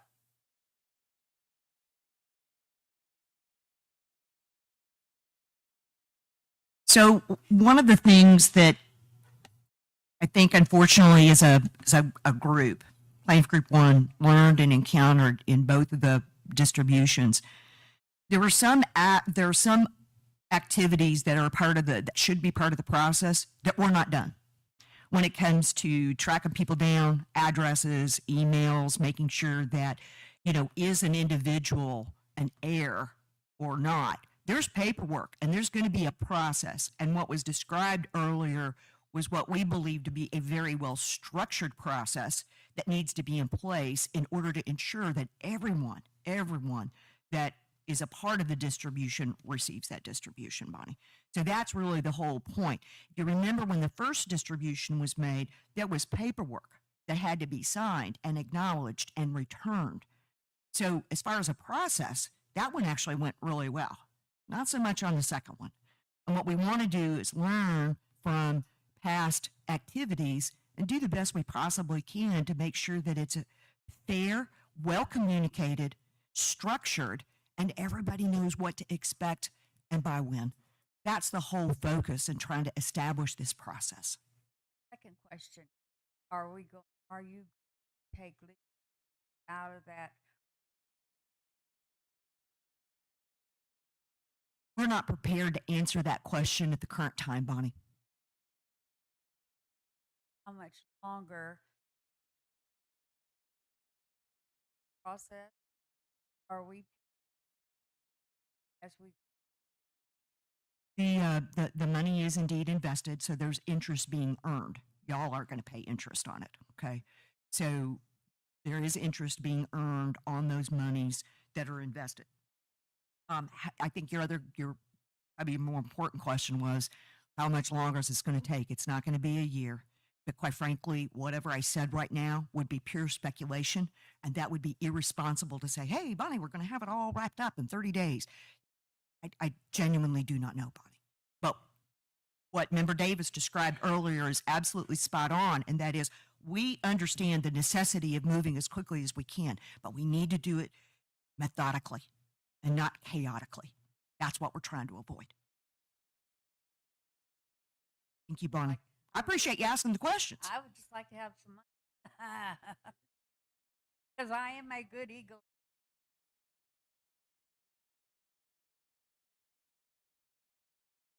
I appreciate You. I see Brenda as well as Michelle. Yeah. This is Michelle Newton. I have a question, and I don't know if it's addressed to Cookie, but you had mentioned that 3 people that were licensed now in Arkansas. There's 5 of you, correct, on the DDA board? Is there a reason why the other 2 have not got that done? I just felt like it's extremely important that if you wanted to be on that board, that you should be down there getting to know our people.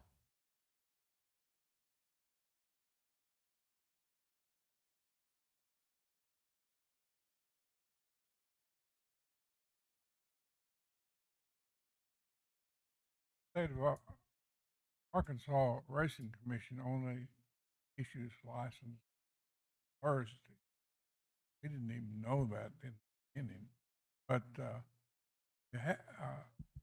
everybody, I think, has already submitted their application. I think they've all been approved, but they have to go over to Arkansas just to take a photograph. And one of them has to fly there from California, and the other has to drive or fly down there. So it's just a matter of scheduling it for probably the nearest Thursday. Okay, that's great. I appreciate that. I just have a comment. I just feel like it's extremely important that, those that chose to be on this board and were appointed, that they make every effort to be there as often as they can and get to know the employees, because again, rumors, I'm so sick of rumors, it's ridiculous, but I hope that each one finds it very important to go down and meet and get to know and ask questions, because I do strongly believe in that team. I've come a long way. I went through the fire with that whole situation. So I know that before anyone should judge whether you're on the board or not, you should get to know the leadership and the employees, because they really do have a great team. They really do care. So. Thank you, Michelle. Who else had their hand raised? Hey, I've Brenda. just got some questions on things that were passed today. You bought 20 dump trucks, and can you give us a cost of them, the total?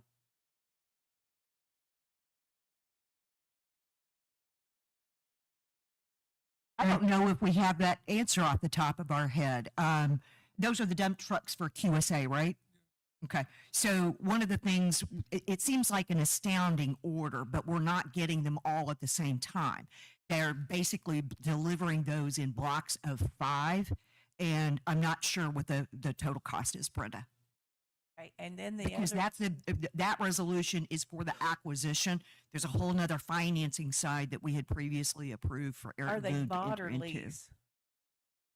They are purchased with guaranteed buyback values. That makes sense. So we get to keep, the cool thing is we get to keep the equipment and utilize it for X number of years. Let's say it's 2 years or 3 years. We've got a guaranteed price that's basically the salvage value where we're going to sell it back. So we're not out, total amount. And that way we can continue to replenish that equipment, which is imperative not only for worker safety, but for what they're actually accomplishing out there. Have they got a contract for them for work, to a job? Yeah. Okay. Yes. And the other one is the land that didn't pass. What was the situation on that? It was a Nahasda house, but it failed, Others would have to speak for specific reasons about why they chose to vote the way that they did, but it failed, so it did not pass.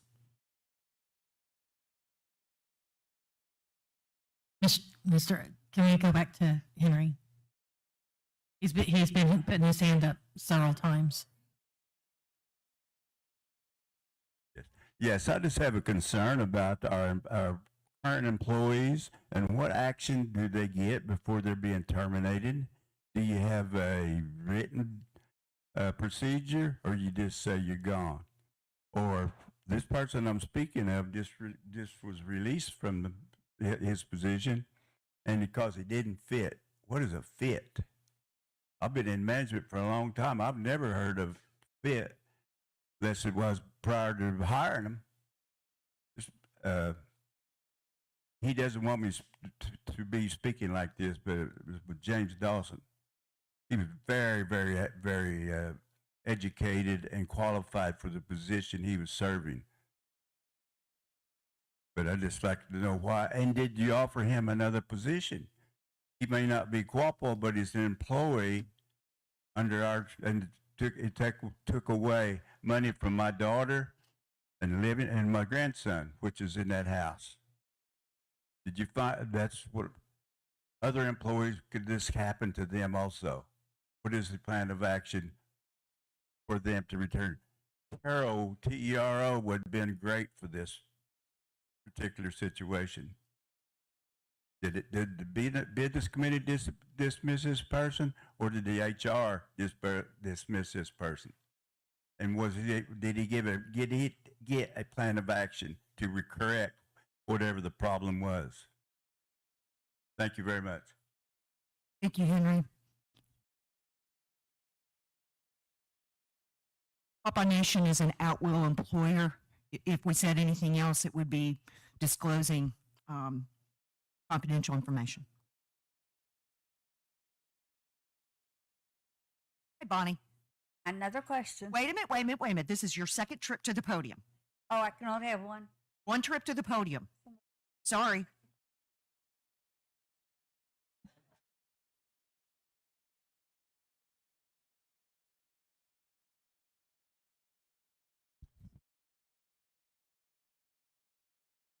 This is referring to the withdrawal of $19 million from the BOK, Bird Barker administration. Could you tell me, is there a document missing? At one time, you said there was a document missing that we needed. And is it found where it was a proper withdrawal? And we'll be setting an appointment with you early next week to be able to go over your freedom of information requests. And those documents will be provided to you at that time. But are we missing one? Because earlier, a few weeks ago, they said BOK couldn't even find it. Is that true? I'm sorry, I'm not aware of what. Well, I came out of the business committee some time ago. Someone up there said that. I don't know. I mean, wouldn't just be saying that. So I'd like to know, or maybe if I get to know, I can't release that information. It says on there, I cannot release the Freedom Information Act, anything that I received. Now, I think everybody should ought to know this answer, but that's up to you, and I don't understand this. So we need to find out.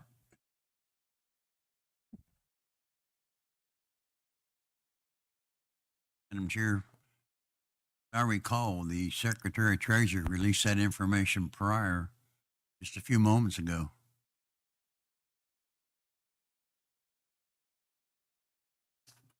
By referencing the in resolution. response to Barbara's question, that information was given.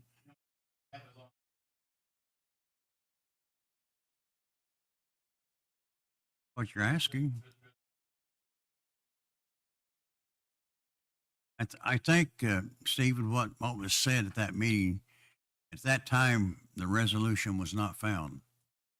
Whether or not it was found in the bank is irrelevant. You will be getting that information. The resolution was found.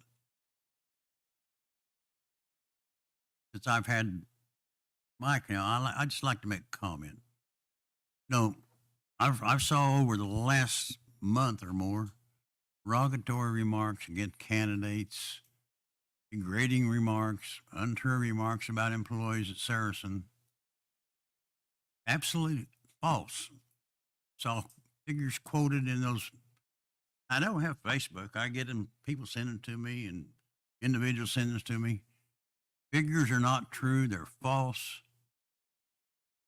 And sum it all up, months ago, the chair invited anybody to our meetings wanted to come during the week. I'll tell you how many people came. None. But rumors fly of things we've done. You want to know? Come to the meetings. Don't start rumors, anybody. Don't listen to Facebook. I don't have Facebook. Facebook's full of lies to start with. untruths. I've never degraded a candidate, and I don't believe anybody else should degrade a candidate. People have the right to support who they want to. Don't use a candidate's degrading a candidate to get support from somebody else. That's wrong. Respect your right to support a candidate. Don't degrade him. This is the worst time. This is the worst degrading of a candidate I've heard in over 50 years. Got to stop.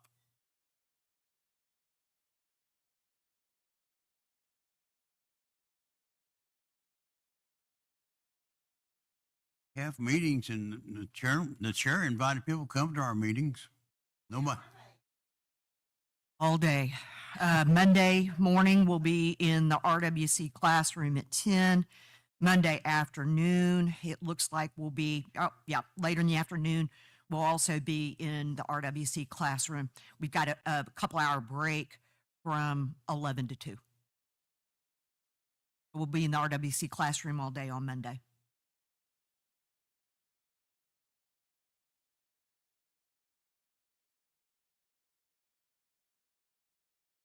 Oh, good question. Good question. So what we need to do is start posting, because some of the meetings are, personnel related. If we're doing things like reviewing, employee handbooks and things of that nature, but that's not all of them, obviously. But what we'll do is, people have differing views about the tribal website, but there is a calendar capability, and what we can do is start putting it out there.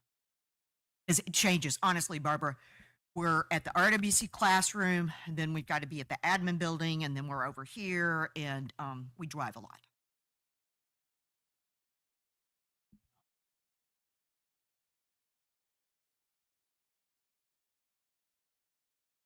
At that first meeting, if I might interrupt, the chair gave a calendar of events where we were going to be, basically for a full week. Still, nobody came. Can't put stuff that's false on Facebook when you don't attend the meetings. You don't know what's going on. People say we're not transparent. We're trying to be transparent by inviting people to the meetings. What more can we do?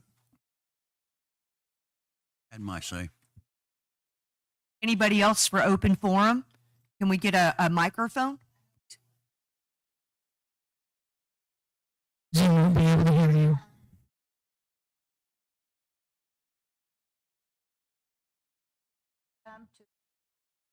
I said, Lena opened up the meetings way back when. You got invited to any meeting that you choose to go to. However, it like my EFA meeting, it is closed. It's confidential, just like some of the others. However, Barbara Collier told me years ago, you could go to any meeting that you choose, but you must leave when they discuss private issues. That was brought up last Thursday between 2 and 4 o'clock. If you come to the meetings, you will learn this stuff.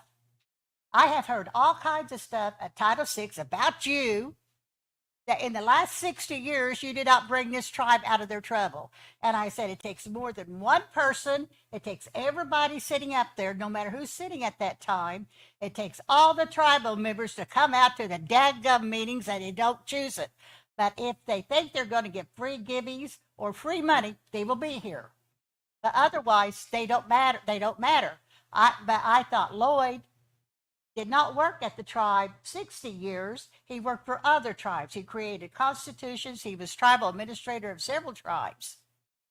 It is not his fault that this tribe is in the turmoil like our candidate is exploding on Facebook. And I said, that is, and we're on the ethics committee, and we're spreading this gossip like that. That is not ethical. I didn't need it.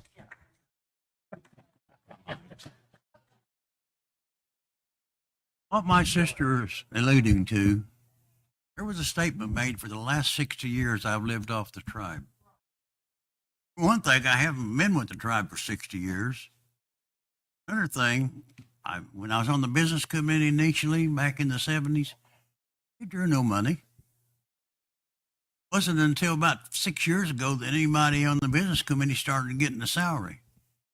Prior to that time, for a few years, I got $450 a month. I was a set-up lead man at Lozier Manufacturing in Joplin when I first came on. Worked at a convenience store. I worked as an administrator of the Modoc tribe.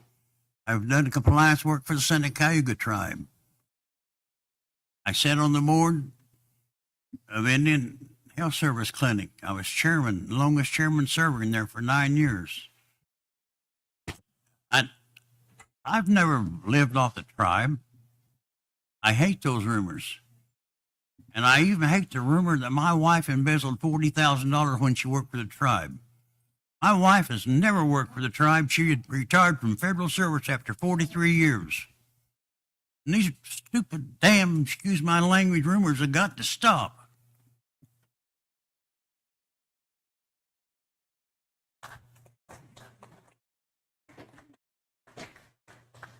Grace, you wanted to speak? Yes. Excuse me. I just wanted to say I'm looking to Entate, father of the O-gah-pah. Recent times, there's not really been what we would call real transparency. We don't know a lot of what is going on. And yes, there are meetings, but people work. They don't live here in the area, and it's hard for them to get to meetings and things. But yes, we do want our people to be informed. But while we're doing that, please, let's be civil about it. We need to treat each other with respect. And that's not been happening. Verbal abuse, that is happening. It should never be that way. We have power. We've got all of the families who are coming together. And it wasn't long ago when we were one family. Sure, there's disagreements.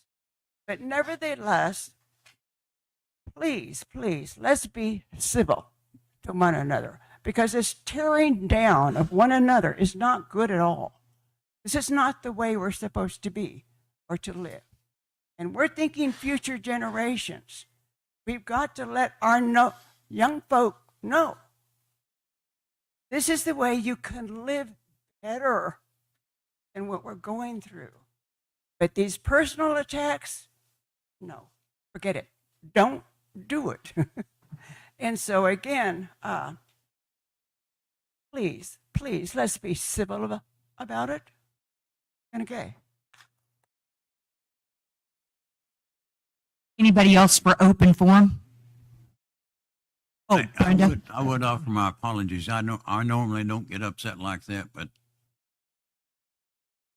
got to me. My family's been accused of things that hadn't happened. It shouldn't happen to anybody.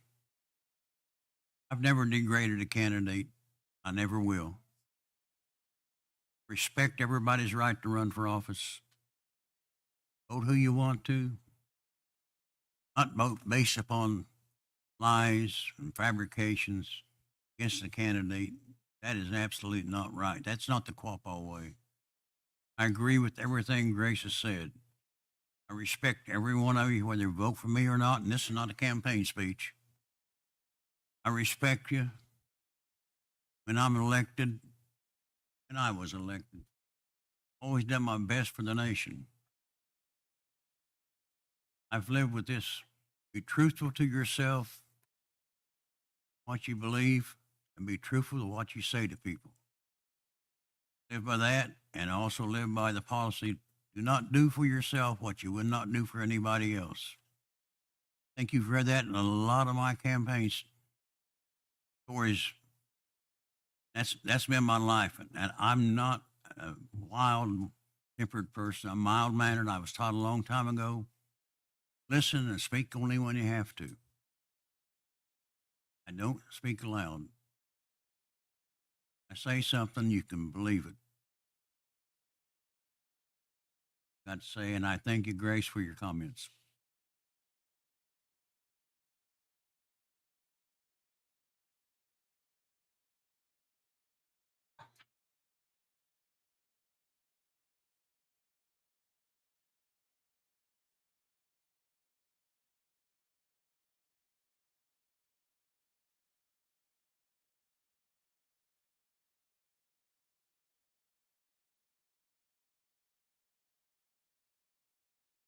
I ride my dad.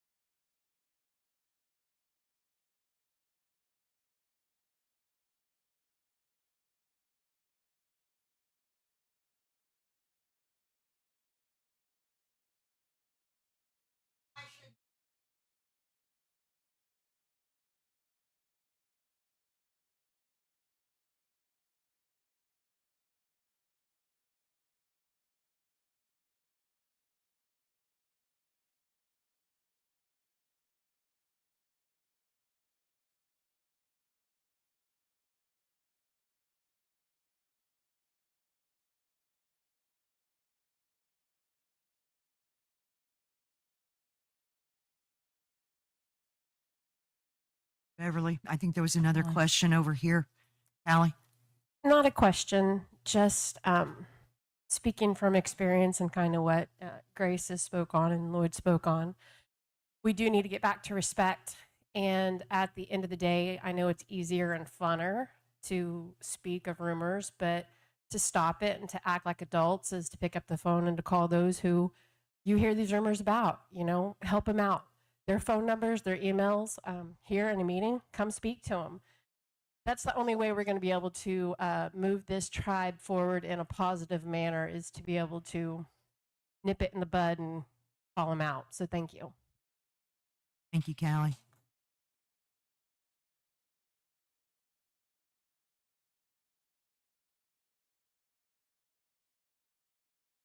Member Gibbswater, would you please close? Oh, excuse me.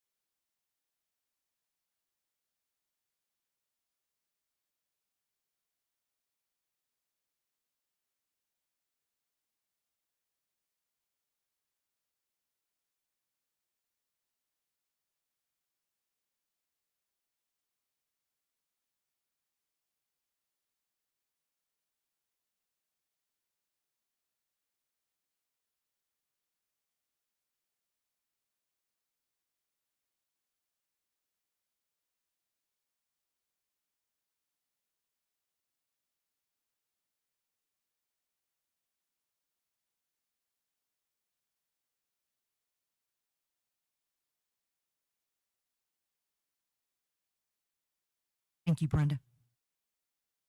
Member Gibbswater, would you please close us out in prayer?